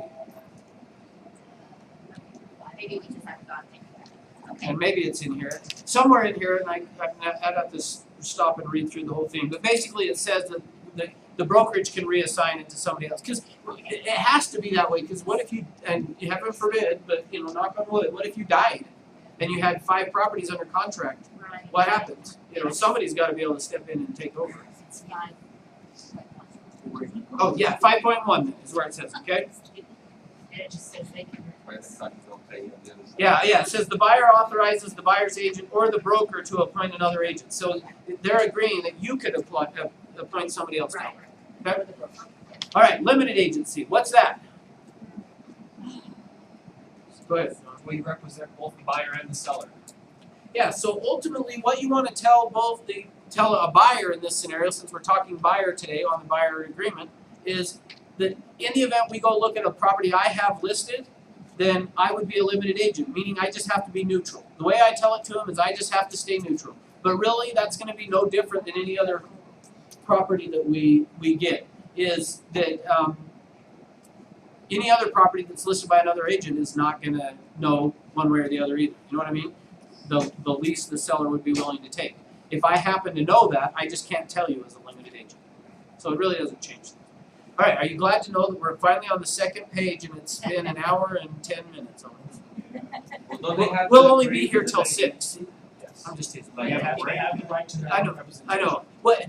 You know what, that is something we need to do, we do need to talk about, is I was thinking, I saw a couple of people while John was talking on Tuesday, like, I gotta go to the bathroom. I could kind of see in their face, so. And now I got you guys so scared. Well, that's what I want to know is, do we want to take a break every hour, or do we just want to go for 2 hours? Depends on the day. All right, if somebody, it depends on if Allison's got to go down. So I guess if you need one, but here's the problem with it, and we got to like be quick if we're going to do it. Really? Well, I agree. Try to just pace your how much water. Even though one of our affirmations is I drink water daily, just do it after class. Okay. All right. No, we'll still get through this. We've got the hardest parts is where we've been through, so we'll still be done. I will commit to you guys, and you can hold me accountable if that we'll be done by you. Okay. All right. Professional advice. Essentially, here's what I tell the client. With a buyer, I just tell them on this professional advice, I'm trained in the marketing of real estate. I'm not an expert property inspector. I'm not an appraiser. I don't know where boundary lines are, all of those things. And what I like to tell them, well, yeah, that's true. You looked at Randy. You will have to say you are an appraiser, but the rest of us can say we're not an appraiser, okay? But so I'm going to just say that I'm not I tell them, look, I'm trained in the marketing of real estate. So don't trust anything, and I will say that to them in a joking way. Don't trust anything I tell you. is essentially what this is saying. Meaning, trust it, and then what I usually say is trust it, but ultimately this is saying you should verify. So don't rely on anything I tell you about the property, okay? So, the other thing that I usually will do, once I get to this section, and we won't do it today, but I usually flip to the due diligence form. I mean, we're going to cover the due diligence form today, but we aren't necessarily going to cover it right this second. So I just usually will pull out that due diligence form and say, look, we've got this form here that has taken this professional advice and expanded it into a whole form that basically says, and then we've got another layer of that. So think of it this way. We're really giving ourselves 3 layers of protection that they can't come back and sue us for something, is kind of what this is, okay? So I just tell them, that's what this says, I'm training the marketing, don't rely on me to make a decision to purchase or not purchase this property, okay? Dispute resolution. This one just says, in the event that a dispute arises, that, let me make sure I'm just telling you the right thing. Yeah, it shall. So in section 7 it says, we shall go to mediation. So if a dispute arises out of this contract, which would be between who? Yeah, us and the buyer. We shall go to mediation. Now you remember on the Ref C, when we get to mediation, what does it say? Shall or may. This one we're saying we shall, okay? We are going to go to mediation first. Then section 8 is, in the event we end up in court, the prevailing party is entitled to reasonable attorney's fees, okay? And section 9, and I'm picking up the pace, so if you need to stop me, ask a question if you got it, okay? Section 9, buyer authorizations. On this one, they are giving us authorization. First one is they're authorizing us to disclose the closing price of the home they purchased to the MLS. Why do we need that? Yeah, could you imagine, Randy, going out and doing your appraisals without that? Be a little bit difficult, wouldn't it? So, we need it for that. But why do we need their permission? So yes, we need it for appraisals, we need it for CMAs, but why do we need permission? Perfect. Is that right? There's only 2 left? Who's the other one? I'm sorry, So I there's don't only, find it- yeah, I don't find it here. Where there's is it? only 2 states left that are non-disclosure states. He said Hawaii and Utah. I think that's from. So they can say no, I'm not positive of that either. they can say no. They technically could say no. What do we do though if they say no? No, there's a separate form from the MLS that we have to have them sign that says they don't want it on there. Now, we want it on there though, right? I mean, could you imagine if everybody all of a sudden says no? I mean, good luck coming up with prices. We'll have to start doing the dartboard approach. We'll draw a dartboard, throw a dart, whatever price it lands on, that's your price. I mean, we need it, so you really need to encourage them. The only time really that I think it makes sense to not do this is somebody's home is worth $5 million and they're in some serious financial trouble. They're going to lose their business. If they don't come up with $1 million, they decide to sell that house for $1 million because of a serious distress. Then maybe you would say, okay, we're not going to do it. But really, I mean, it's got to be pretty much that extreme because we need those property prices. Okay, so all right. So that's the first one. The second thing is that they are authorizing us to communicate with them for the purpose of soliciting real estate. Essentially, that's to overcome the do not call list, okay? And I think that's it. Oh, then it explains that on earnest money that they're giving us permission to deposit it in an interest-bearing account, which then the interest would go to UAR HOF, which would be basically the Utah, Utah Association of Realtors Housing Opportunity Fund to assist in helping create affordable housing. So, number 9. We're on page 4. I'm just teasing. All right. So we're going to have them initial each of those pages. Now we're on the next page, 10. Attachment. What's that for? Addendum. Yeah, if there's an addendum. What kinds of things would we put an addendum to this contract for? The non-disclosure. Okay, so potentially we could maybe do it on a non-disclosure, but we would still have to do the MLS form as well. The MLS, To extend deadlines. Okay, but there's no deadlines on this. So good thinking. What's that? Correction. Okay, maybe to correct something, potentially. Here's typically, let's say that using Marco's example, let's say that he already talked to a for sale by owner. That for sale by owner, or his friend has already talked to a for sale by owner, won't pay a commission. but they want him to help him find other properties. Part of where I would do an addendum with them would be to just say there are an attachment, I would click the R button, and then I would do on the addendum that this contract doesn't apply if the buyer purchases this particular house. Does that make sense? Which I did with my buyer, with my client. Oh, good, That's exactly what you told me to do. good, then you did it right. Good, so typically it's just if you needed to amend anything on here, have anything change, whatever. So let's say maybe using the example before, back on page 1, they were only looking in Salt Lake County and now decided they want to go to Davis County. You could do an addendum to this saying that it also includes properties in Davis County.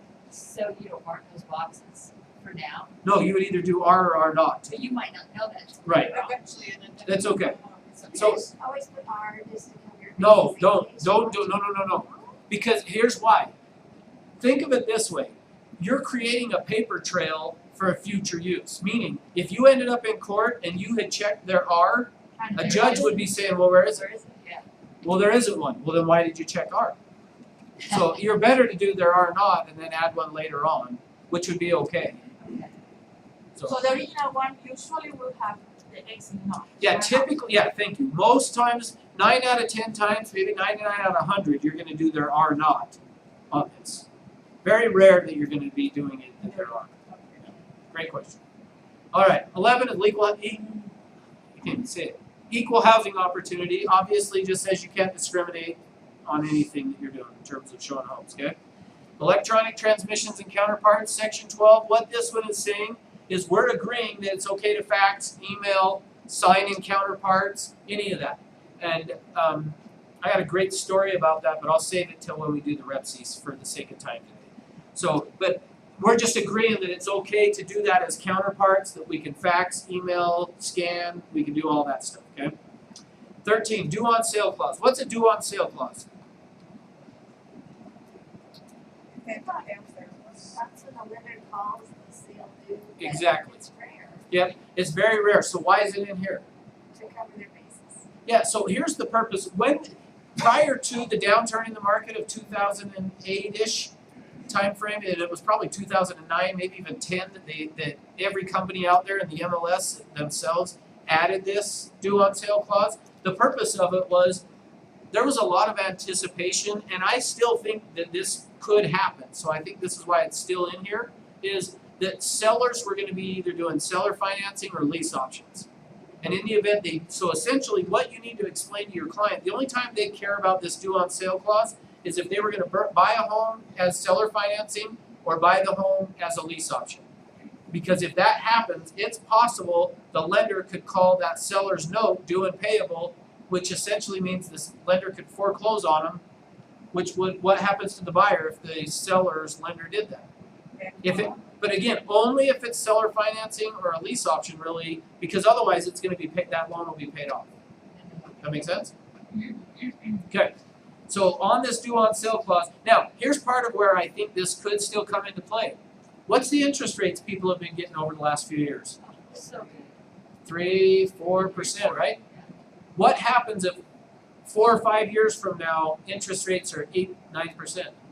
I could see where potentially people, and I don't know how this will all play out, but I can see where somebody's saying, hey, I'll just let you do seller financing, go get enough to pay off my equity, go get a loan that will pay out my equity, and then you can take over my loan and pay that second mortgage on it. So they would essentially end up with 2 mortgages by assuming your loan, which this due on sale clause would come into play. So, I mean, just know that that's a potential thing that could happen. I don't know that it is or how it'll all work out, but I can see It's it. happened in the past. Yeah, now in the past though, what it was there was simple assumptions. You could just assume somebody's Right. loan.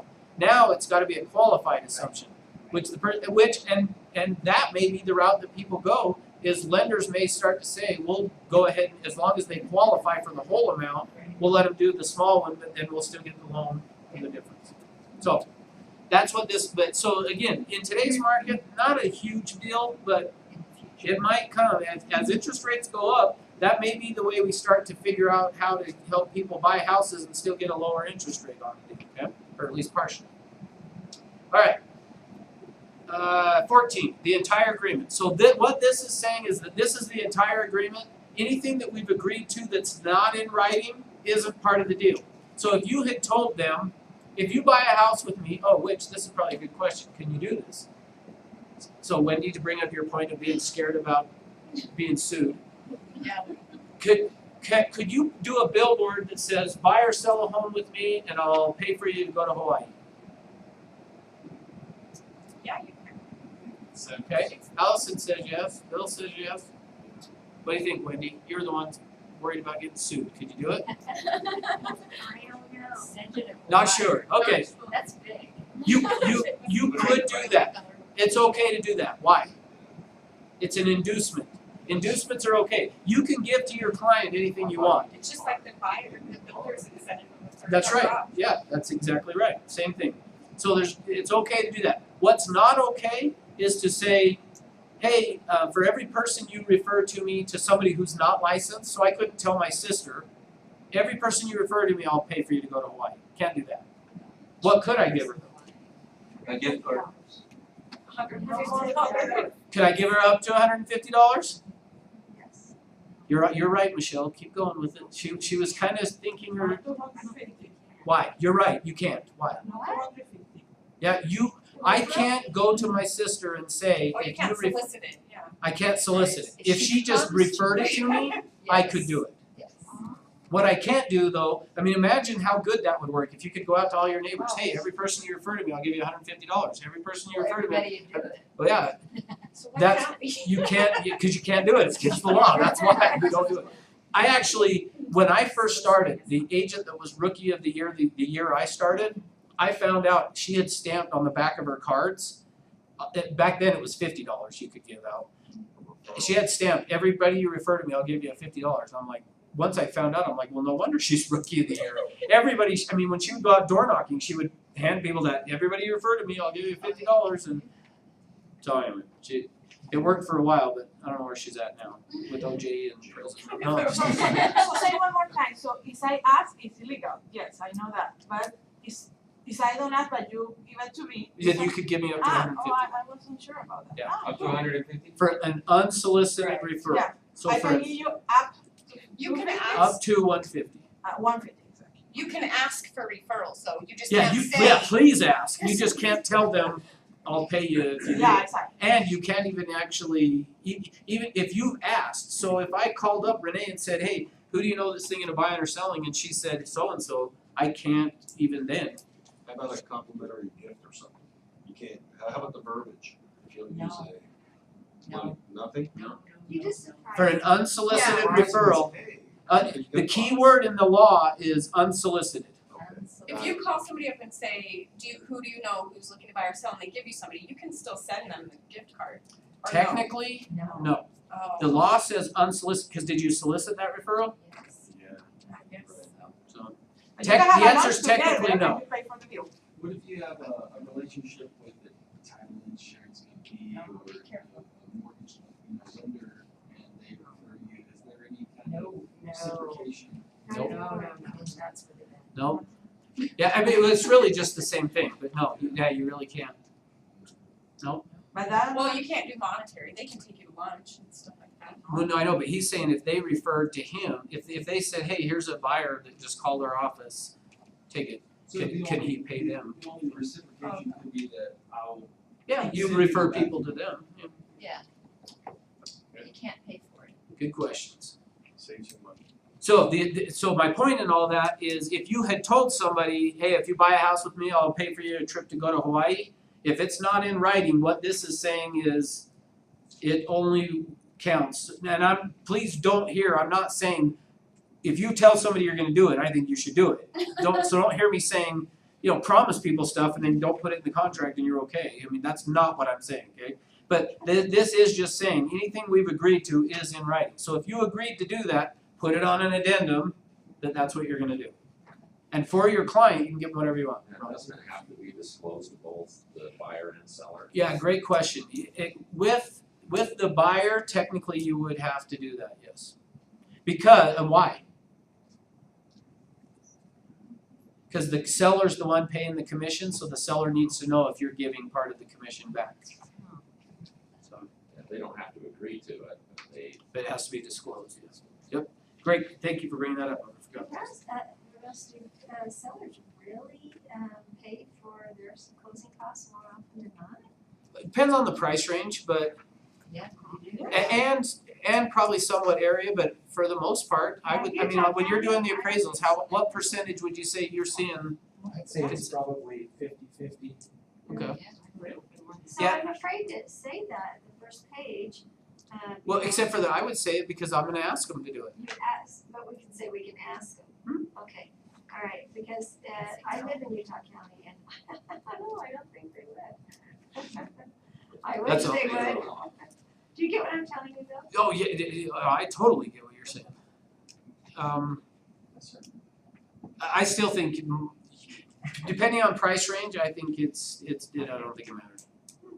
But do you guys pay the closing costs on build jobs generally? Case by Put down case there? basis. Okay. But if they ask for it, I mean, it's gonna be deal killer. That's just it. Typically, that's kind of what it boils down to. Same with the seller. They'll usually do it. They may say you gotta pay a little higher price, then we'll pay your closing costs, but. So, okay, good, effective date. So this is just saying that the broker is entered into it, and the effective date of this is when they signed, it's been signed by both parties. Does that make sense? Because remember, this is bilateral. Both people have to have signed it. So the buyer's got to have signed it, and you are authorized to sign it on behalf of the company. So a lot of times agents will bring to me or to one of the brokers, hey, I need you to sign this, which is fine, we can, but you'll notice it says signature of authorized buyer's agent. After this class, you're authorized. Yeah. All right, any questions? So they're gonna, before we move on, there's a hugely important piece. You'll notice you signed what is in red, well, on yours it's probably black, on mine it's red, underneath your signature. Because you're asking for a referral. Yeah, ask for a referral, find out if this is a buyer coming in, where are they coming from? So the two things you wanna find out from this is, one, if they're local, can you list their property if they've got one to sell? So don't forget that. And second, if they're coming from out of state or somewhere that you aren't gonna work, can you refer them to an agent that would help them get the home sold? Don't forget to get some outgoing referrals off of this, okay? Great money for not a lot of work. I mean, a phone call can turn into, typically, I think the average outgoing referral ends up being about $1,000. So if you put an hour into an outgoing referral and you get $1,000, that's pretty good return on your time, right? Yeah. So, all right, next page, buyer's due diligence. So on the blank lines, quickly, obviously, you're gonna put Century 21 in there for the Everest, for the company. You are the agent and the buyer's name, and again, keep it consistent to how you're putting the buyer's name all throughout, is what I like to do. So put the buyer's name in there, and then this one is property specific. So when are you gonna fill this out with them? When When an offer is So accepted. ultimately, when you're gonna do this one is when they're doing an offer. Now, I still like to, when I'm sitting down and going through this buyer agency contract with them, I like to give them a copy of this and say, this is something you're gonna wanna take a look at, because once we identify a property you wanna buy, we're gonna fill this out and sign it. But it will be good for you to know what choices you have as far as what you're gonna test. And what I tell them is all of these bold items, so I don't remember the exact number that there are of them. There are 24 of them. Basically, there are experts in those areas, those bolded areas, and I'm not it. The other thing I tell them is this is not intended to be like everything you could do. This is just to give you an idea of the types of things most people would look at. Okay? So again, the purpose of this form, why we're doing this one, is to take the burden off of us that they can't come back and sue us. I mean, if they try to sue us, this is probably one of the most important forms we're gonna have, is to be able to say, no, we told you you could go get a property inspector. This is where I tell them, I'm trained in the marketing of real estate. I'm not all that other stuff. Any of these bold things, there are experts you can talk to, and I'm not it, okay? So have them initial each of the pages. On the very last page, so now going to page 3 of 3, on that one, there's a spot for them to just sign. that they are acknowledging receipt, okay? Next. See how fast we're all of a sudden going? So slow me down if you have questions, don't let me. All right, next one is the receipt and acknowledgement of buyer due diligence. So remember, so far in the buyer due diligence, we had that section that said we're trained in the marketing of real estate. Now we've had the buyer due diligence that tells them. Now this is our third layer of protection. I mean, so ultimately think of it that way, as this is your protection of getting sued by a buyer. Is to be able to, now we've got a form here that this one is a Century 21 specific form, okay? This other due diligence is one that the board put out. So on this one, when you look through it, essentially what they are going to do is they're going to initial next to each one of these items. So you're going to have them initial there that they know, and they're saying that they understand they have the right to do a home inspection. They have the right to a home warranty. They have a right to mold inspection. They have a right to test for radon. They have a right to test homes, the stucco on the home, meth test, termite, other tests. So we're going to have them initial every one of these. See, why would we do that? Why would we have them do that and have them initial every one of these when we've already told them twice? So you know that you told them, or they know, or everybody knows. Yeah, here's why. Repeat.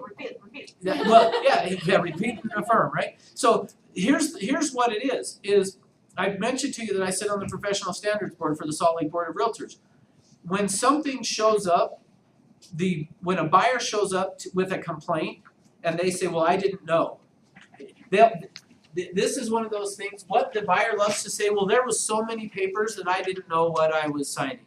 So this form is to protect us that way, to say, not only did we have it in the buyer agency, we had it there, and we had you initial right next to, and for me, the thing that I love about this form is, it's not like, I mean, see how the top part, nobody's really gonna read that, right? Although, let me tell you, you guys should read everything we've gone through, you should read every single word of it, because at least you should do it once, okay? I mean, you should at least do it once. And I recommend do it with a highlighter, and when you have a question, highlight it, and then call me, or in one of the classes, go, hey, grab me afterwards and go, here's all the questions I had on this form. Print it in red for your clients. Print that in red. Yeah, sure. So, this is something that they have the right to, and so they initial it, but it doesn't mean they necessarily have to, Correct. Correct. Yeah, it doesn't mean they have to, but this just is us telling them, if you are concerned at all about the condition of the property, get a home inspection. If you're concerned about the water heater or the plumbing going out, get a home warranty. And can we provide them with, to go, well, I don't know, what, if so can we They will. say, hey, you call so-and-so, and can we give them a referral? Not to Randy for an appraiser. Well, Those we used to be able to do that. Those were the good old days. Like an inspector or a Yeah, but for home inspection, yeah, typically this is where we would usually say, there's, especially for you guys that are new, until you really develop some relationships, I would for sure be recommending a few people to them.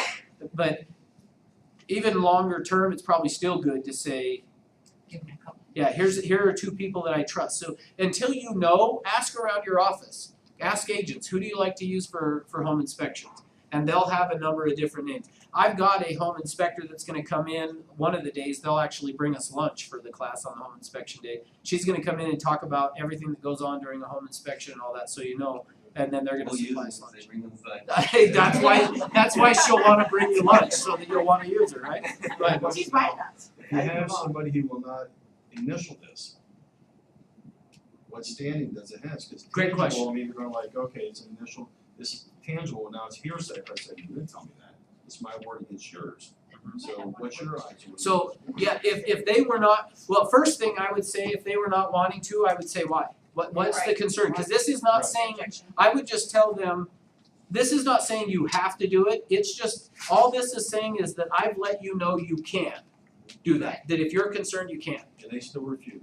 If they still refused, I would probably, Right, refused on there? ideally, that's probably what I do, is say refused and ask them, then will you sign that you refused it? We sign that you refuse to sign it. I would try, if they wouldn't still, then I would make a note that they refused to sign it. I would be like, We live in a great era. I pull out my phone and be like, video. Did you say you didn't want to sign that form? This form that I explained to you right here? Yes, okay. No, that person that was scared me. He was- Yeah, well, that's kind of my he point. was to me. That was kind of my Already point is I would be, I don't know if I I really want to drill down to one of that what's the person that concern? was applying. Because they're not obligating themselves, all you're saying is you know you can. Right. So, but if they still fight it, they'll get a new I don't hire. know why Question that person whether I was wanna be applying. their, That's right. their agent. Yeah. It's like, So- nothing to question. When you make Exactly. they're He took over do their, this every their time. You So cover Yes. everyone. the reason I'm Exactly. asking is because they also don't wanna buy appropriate Like, that program. right now you're Oh. in multiple offer situations. Yeah, it's a good question.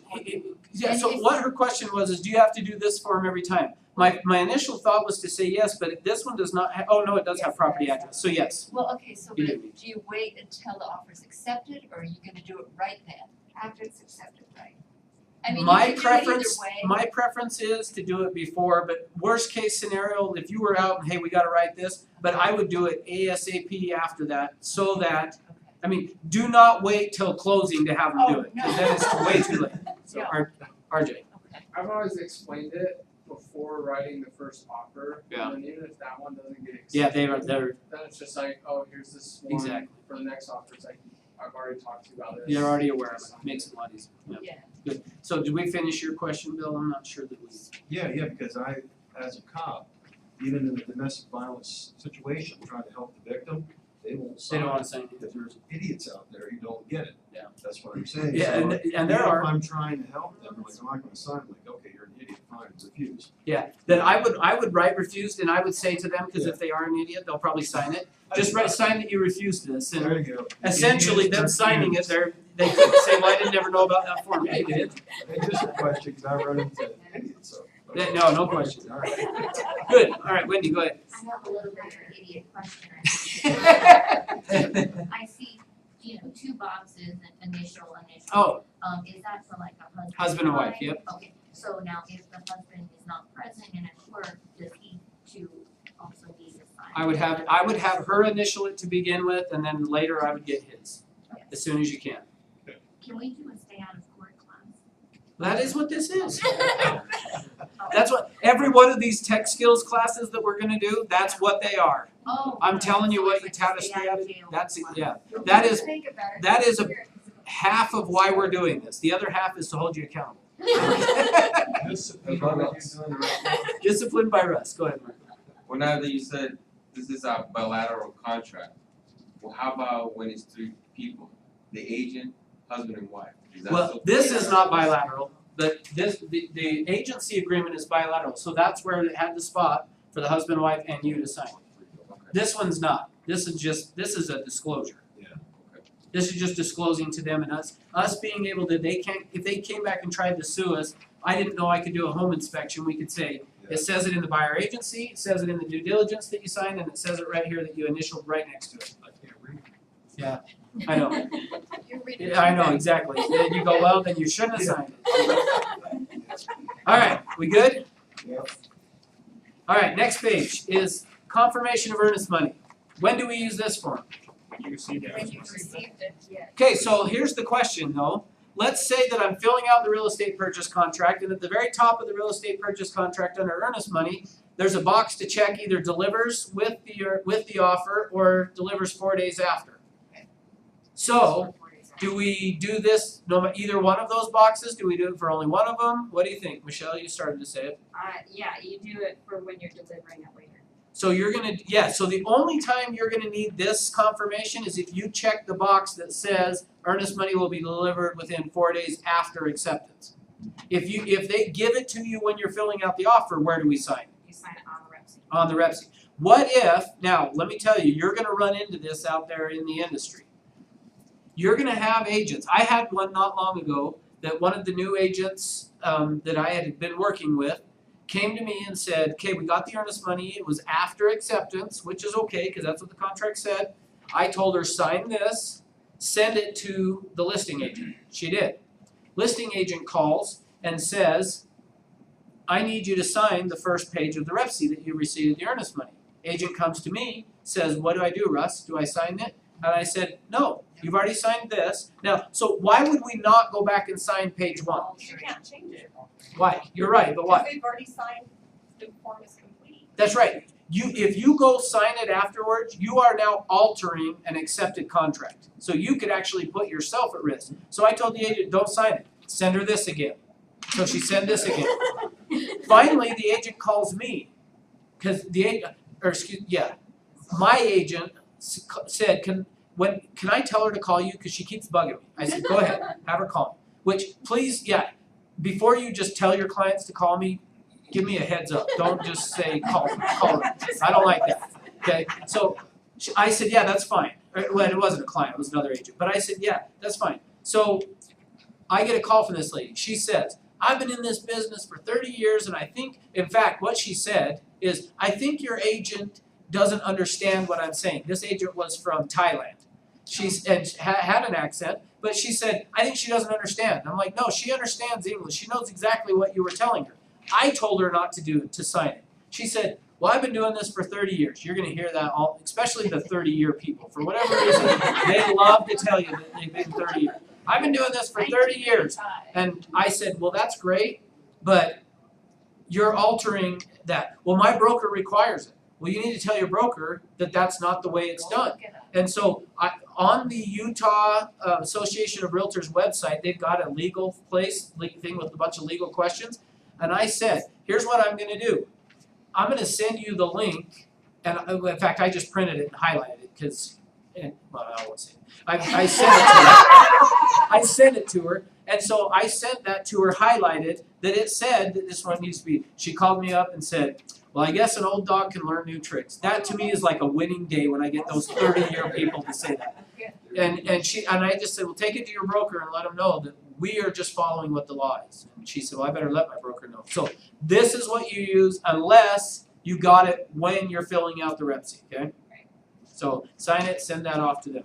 So, sorry, go let me ahead. repeat what you say. You say, we use this form, the only time that we use this form is when you mark the 4 days, like the On the handbook, REPC. they say 4. After 4 days, within 4 days of after. Sure. And you have to have that signed. Okay. Yeah, so, which, on that, speaking of that real quick, my recommendation when you're filling out the REPC, if they've got a checkbook with them, get the earnest money then, don't wait.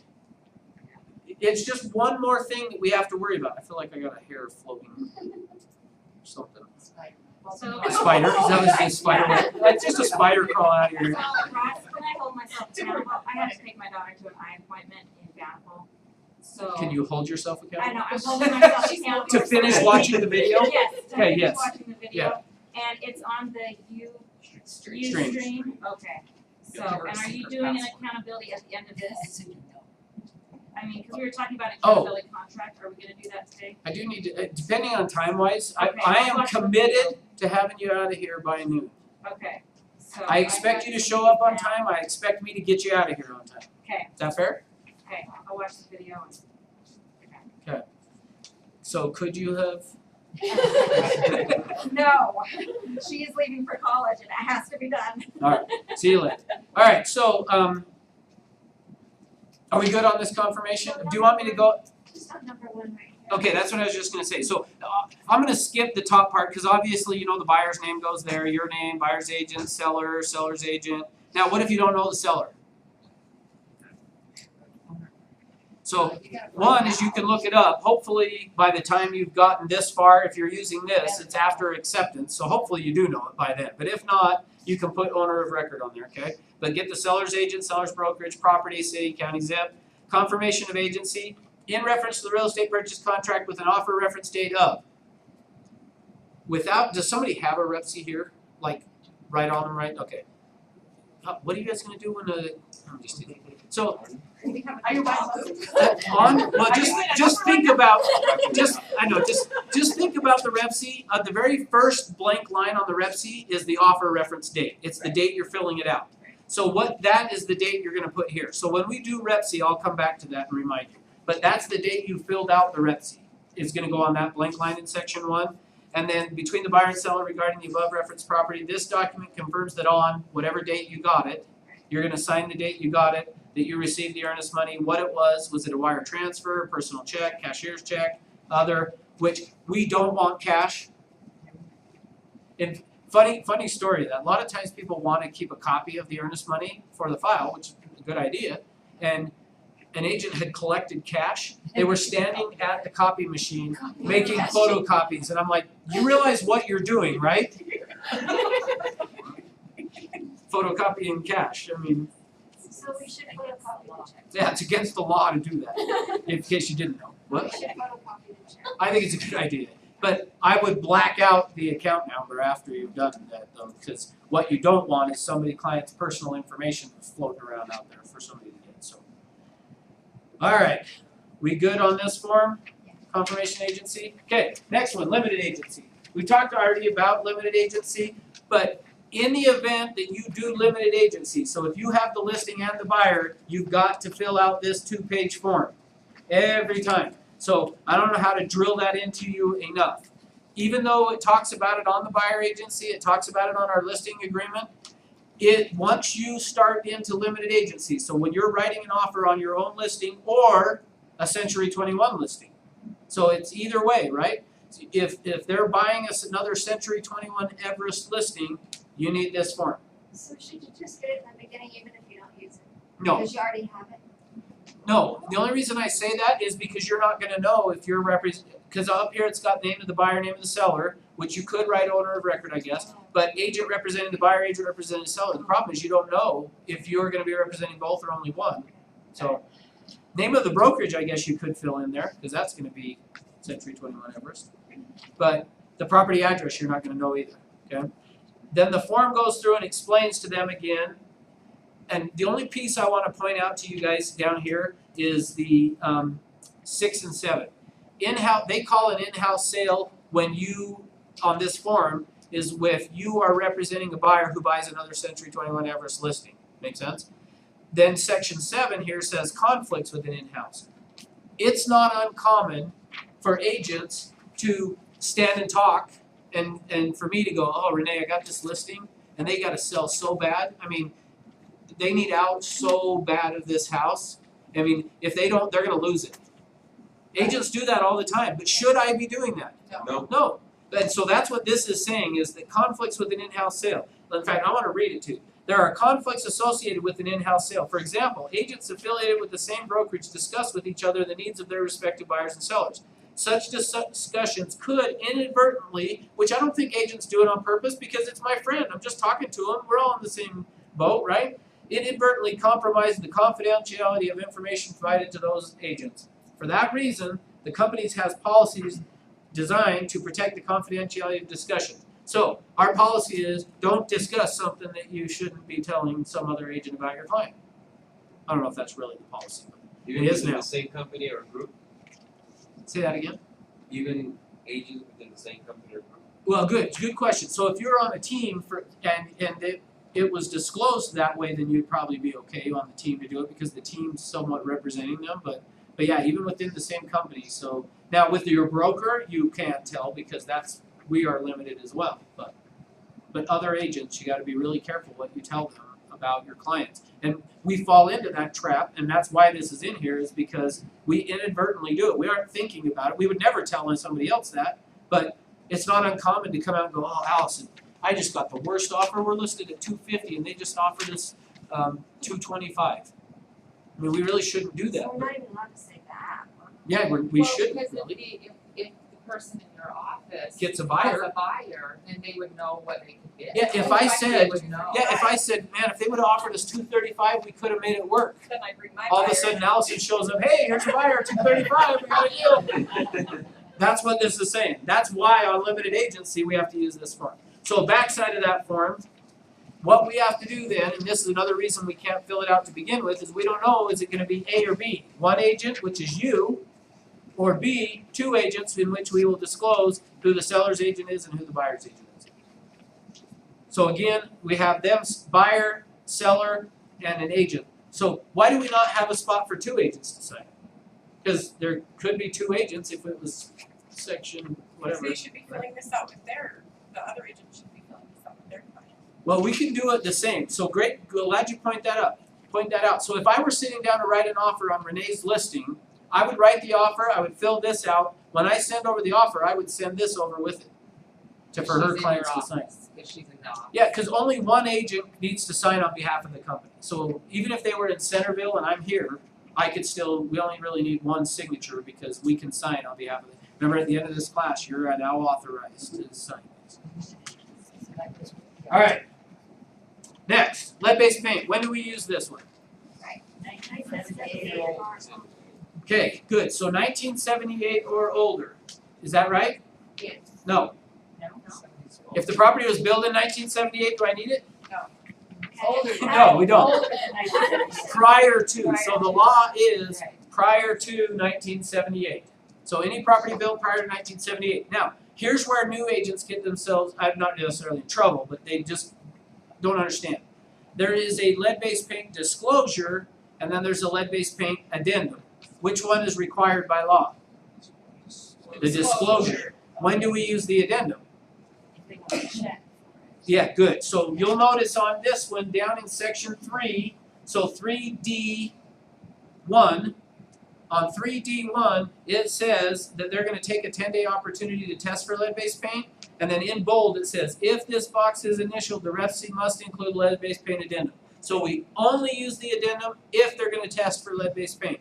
If they're not, we don't need it. So if they initial 3D2, which says by initialing this box, they waive the opportunity. Now, let me tell you, with new agents, the other thing that I find that happens with this form is you get all excited about a deal, and you, on dot loop, throw in there to have them initial every one of these things coming down.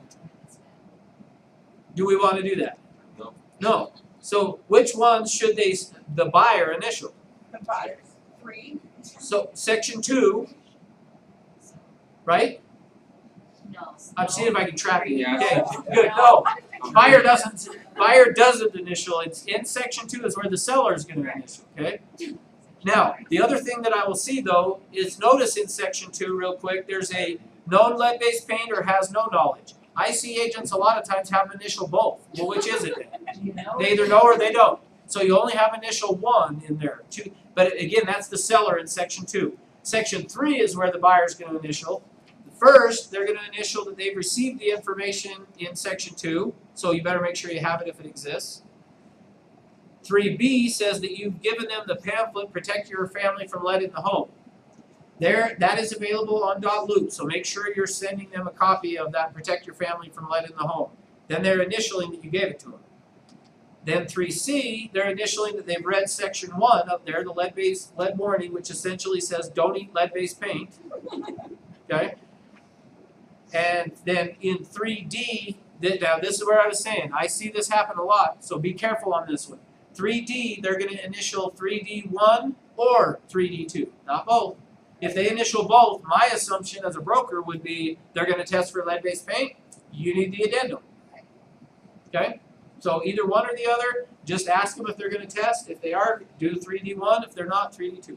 Sorry, just real quick, this form is only included if the house is built. Prior to 78. So this is not even an issue, no signing or initially anything if it's. Great question. Yep. If the home is built, which the thing to kind of tuck away in your mind that'll help you remember, when you're on the MLS, if it was built prior to, the year built will be highlighted in blue as like a link. It's got a link. And so if it's not there, you don't need it. I mean, not that that's probably going to help you a ton, but that is kind of the only really way. Now, when you do a listing though, I recommend fill out the seller portion of this and upload it to the MLS. Because technically, the way the law says is we have to disclose this when? It's not when it's listed. Before an offer. Prior to the buyer writing an offer. That's the way the law is written. You should be doing this prior to the buyer writing the offer, which means you should be calling the seller and saying, hey, I'm writing an offer, I need this. Which would be even better if just every seller uploaded this to their listing on homes built prior to 78 so that you could just download it right from the MLS when you're writing your offer. That's how we want to do it. Okay? Good. Then notice section 4 is the agent's signatures. So who needs to initial, or it's not a signature, initial. Who needs to initial that one? Listing agent. Listing agent. So you're not as the buyer's agent, the listing agent, that's what you meant, right, Allison? You're the Yeah. listing agent. So the listing agent initials that, and then everybody signs it. Sellers, buyers, both agents. So this form is provided by the listing agent? Should be. If not. Not yes. always is it, but it should be. Most people aren't trained as well as you are, so they don't do that. So we only have to attach the Ripley's, Disclosure. addendum Oh, the addendum? if they're gonna. If they initial 3D1, you need the addendum. If they don't, you don't need the addendum. Now, the reason I bring that up though is be careful because a lot of times you're going through to fill out this offer and you'll grab the addendum instead of this. Which is why I always say make sure to get it from the listing agent if you're writing the offer because then that'll keep you on getting the right one. Okay? Alright, last page. This is the most exciting one. In fact, I wonder if I should have you come do this one. What is it? The commission report. You know, this is a real important one, guys. This is probably one of the biggest reasons why agents are not getting paid. Yeah, so once you get a property under contract, you need to fill out this commission report, okay? So let's go through it in the last 4 minutes and 3 seconds that we have, okay? So here's what I would say is fill this out and what you want to do is if you know the information, put it on here. If you don't, you're probably okay to leave it blank. And I'll show you what I mean. File number. Are you going to know that? No. No, so leave it blank. Property address. Yep. Yeah, you're going to know that, right? Fill that out. Seller, you should know by the time because you got a deal, right? Buyer, you should know. Title company, what title company are you going to use? If initially, right off the bat, maybe you're not sure, you probably could use to be determined, but once you know, we got to get it updated, okay? Is the commission net or gross? What does that mean? Is it on the My top? Yeah, I commission mean, there's come a, from the listing price or the sold price. Close. So what it is it's saying, is the commission going to be based on the purchase price, what you've written, or the purchase price minus any concessions? What do you think you want to do? Yeah, well, we want gross, right? We want all the money. Not that it's going to be that much of a difference, but I just personally feel like when you're advertising on the MLS, advertise them as gross. When you're filling this out, I mean, you got to look at the MLS if you've got the buyer side because it might say net. But if it is net, you need to figure it based on whatever the concessions being paid. So if it's on net in here, you would put in what the concessions being paid are. If it's on gross, you just put 0 on that next line, concessions paid, right? Because you're going to get paid based on the gross. That is most common with builders, right? Yeah, I've seen that go both ways too. It's always a good way to test. On a builder, yeah, things. On a builder, is it the base price of the home or is it after they've added all their extras? And typically, but it depends on the builder. Some of them will say, nope, we're only paying the commission on the base price. So find out. All right, sales price, you should know, right? Times the commission of, you should know because it's going to be, on that though, notice it's a percentage. So if it's 3%, which most of the time it will be, you'll just put in 3%. And then on the left-hand side here, if you use the spreadsheet, where do they get the spreadsheet version? This right here is actually in the loop. Should be in the loop. But in the loop's not a spreadsheet, you can't fill it out. To have it calculate on its own. Oh, I'll find out. we need to find out because I don't know the answer to that. So if you're filling it out in .loop, you'll just have to do the calculations yourself on a calculator. But there is a spreadsheet version of this that you can plug in the numbers and it'll calculate the commission. You don't have to do the math. Yeah, that's good, right? that's really All right, good. additional commission collected, that would be the $295. So it looks like on this form it hasn't been updated yet. $295, $495, or $695. But $295 is what the one we just were doing would be. So you type in $295 there. Earnest money held by Century 21 Everest. So if we are holding the earnest money, you'll put in the amount there. Any last minute adjustments made, so obviously you're not going to do that till the last minute, because they're last minute adjustments, right? So amount of the checks from the title company. So if you're using the spreadsheet version, it'll have calculated that for you. You don't have to do anything, right? And then let's see, the total commission, referral fee. So if you are paying a referral fee to somebody, you put that in there, who you're paying it to and how much it is. So let's say that I showed up one day and said, hey, everybody, I got 15 leads, and you just gotta pay me a 25% referral fee if you close it. And I handed them all out to you guys, and you closed one, you would put in their referral fee, paid to, the company's name, the agent's name, how much it is, so 25%, and to my attention. Do you have any of those? I'll take it. I'm gonna get you some. So, all right, then section 2 is if the agent has capped, oh, I got 5 seconds. If the agent's capped, mark an X, so you'd put an X there if you have capped, which would then adjust your commission split. And then if not, you'll put in what your split is. Okay, it's 12 o'clock, so you're welcome to leave if you want to leave. If you want me to finish, I'll finish. All right, 6% franchise fee, and then it's got all that. So again, like I say, the nice thing is on that form, on the spreadsheet version of this, you don't have to put in a lot of this stuff. It'll be in blue, you just type it in and then it calculates it out. So I will find out where to get that from for you. So ask me on Tuesday. You just print that out instead of filling this out. Yeah, once you've filled it out on the spreadsheet, you just print it. Yeah, exactly. That's what you'd want to do. And then if you're using the transaction coordinator, you'll put in there the $295, because that's how much it is, right? $295 for $295.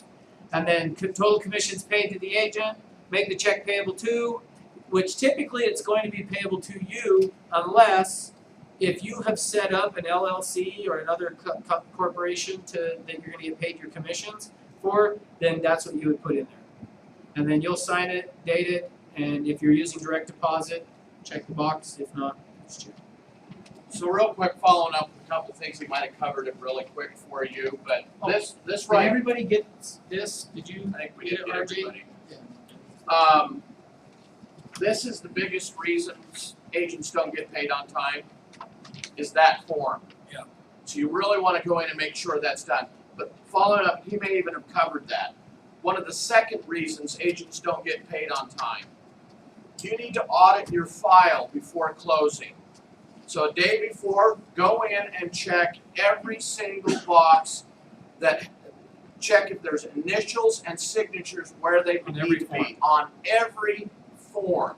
It's a pain in the butt to actually have to go chase somebody down after it's closed so you can get paid. So if you audit the file before you actually go to closing, take it with you. Have them sign it there at closing. Initial or sign. Initial or sign, it'll make your life 100% easier. Yeah, it's much easier to get them to track them down for initials and signatures when you're sitting at the closing table if Right. you miss something. Now, ideally, like we were saying about that due diligence, that's not the best time to have them be signing it because it's kind of Right. late then.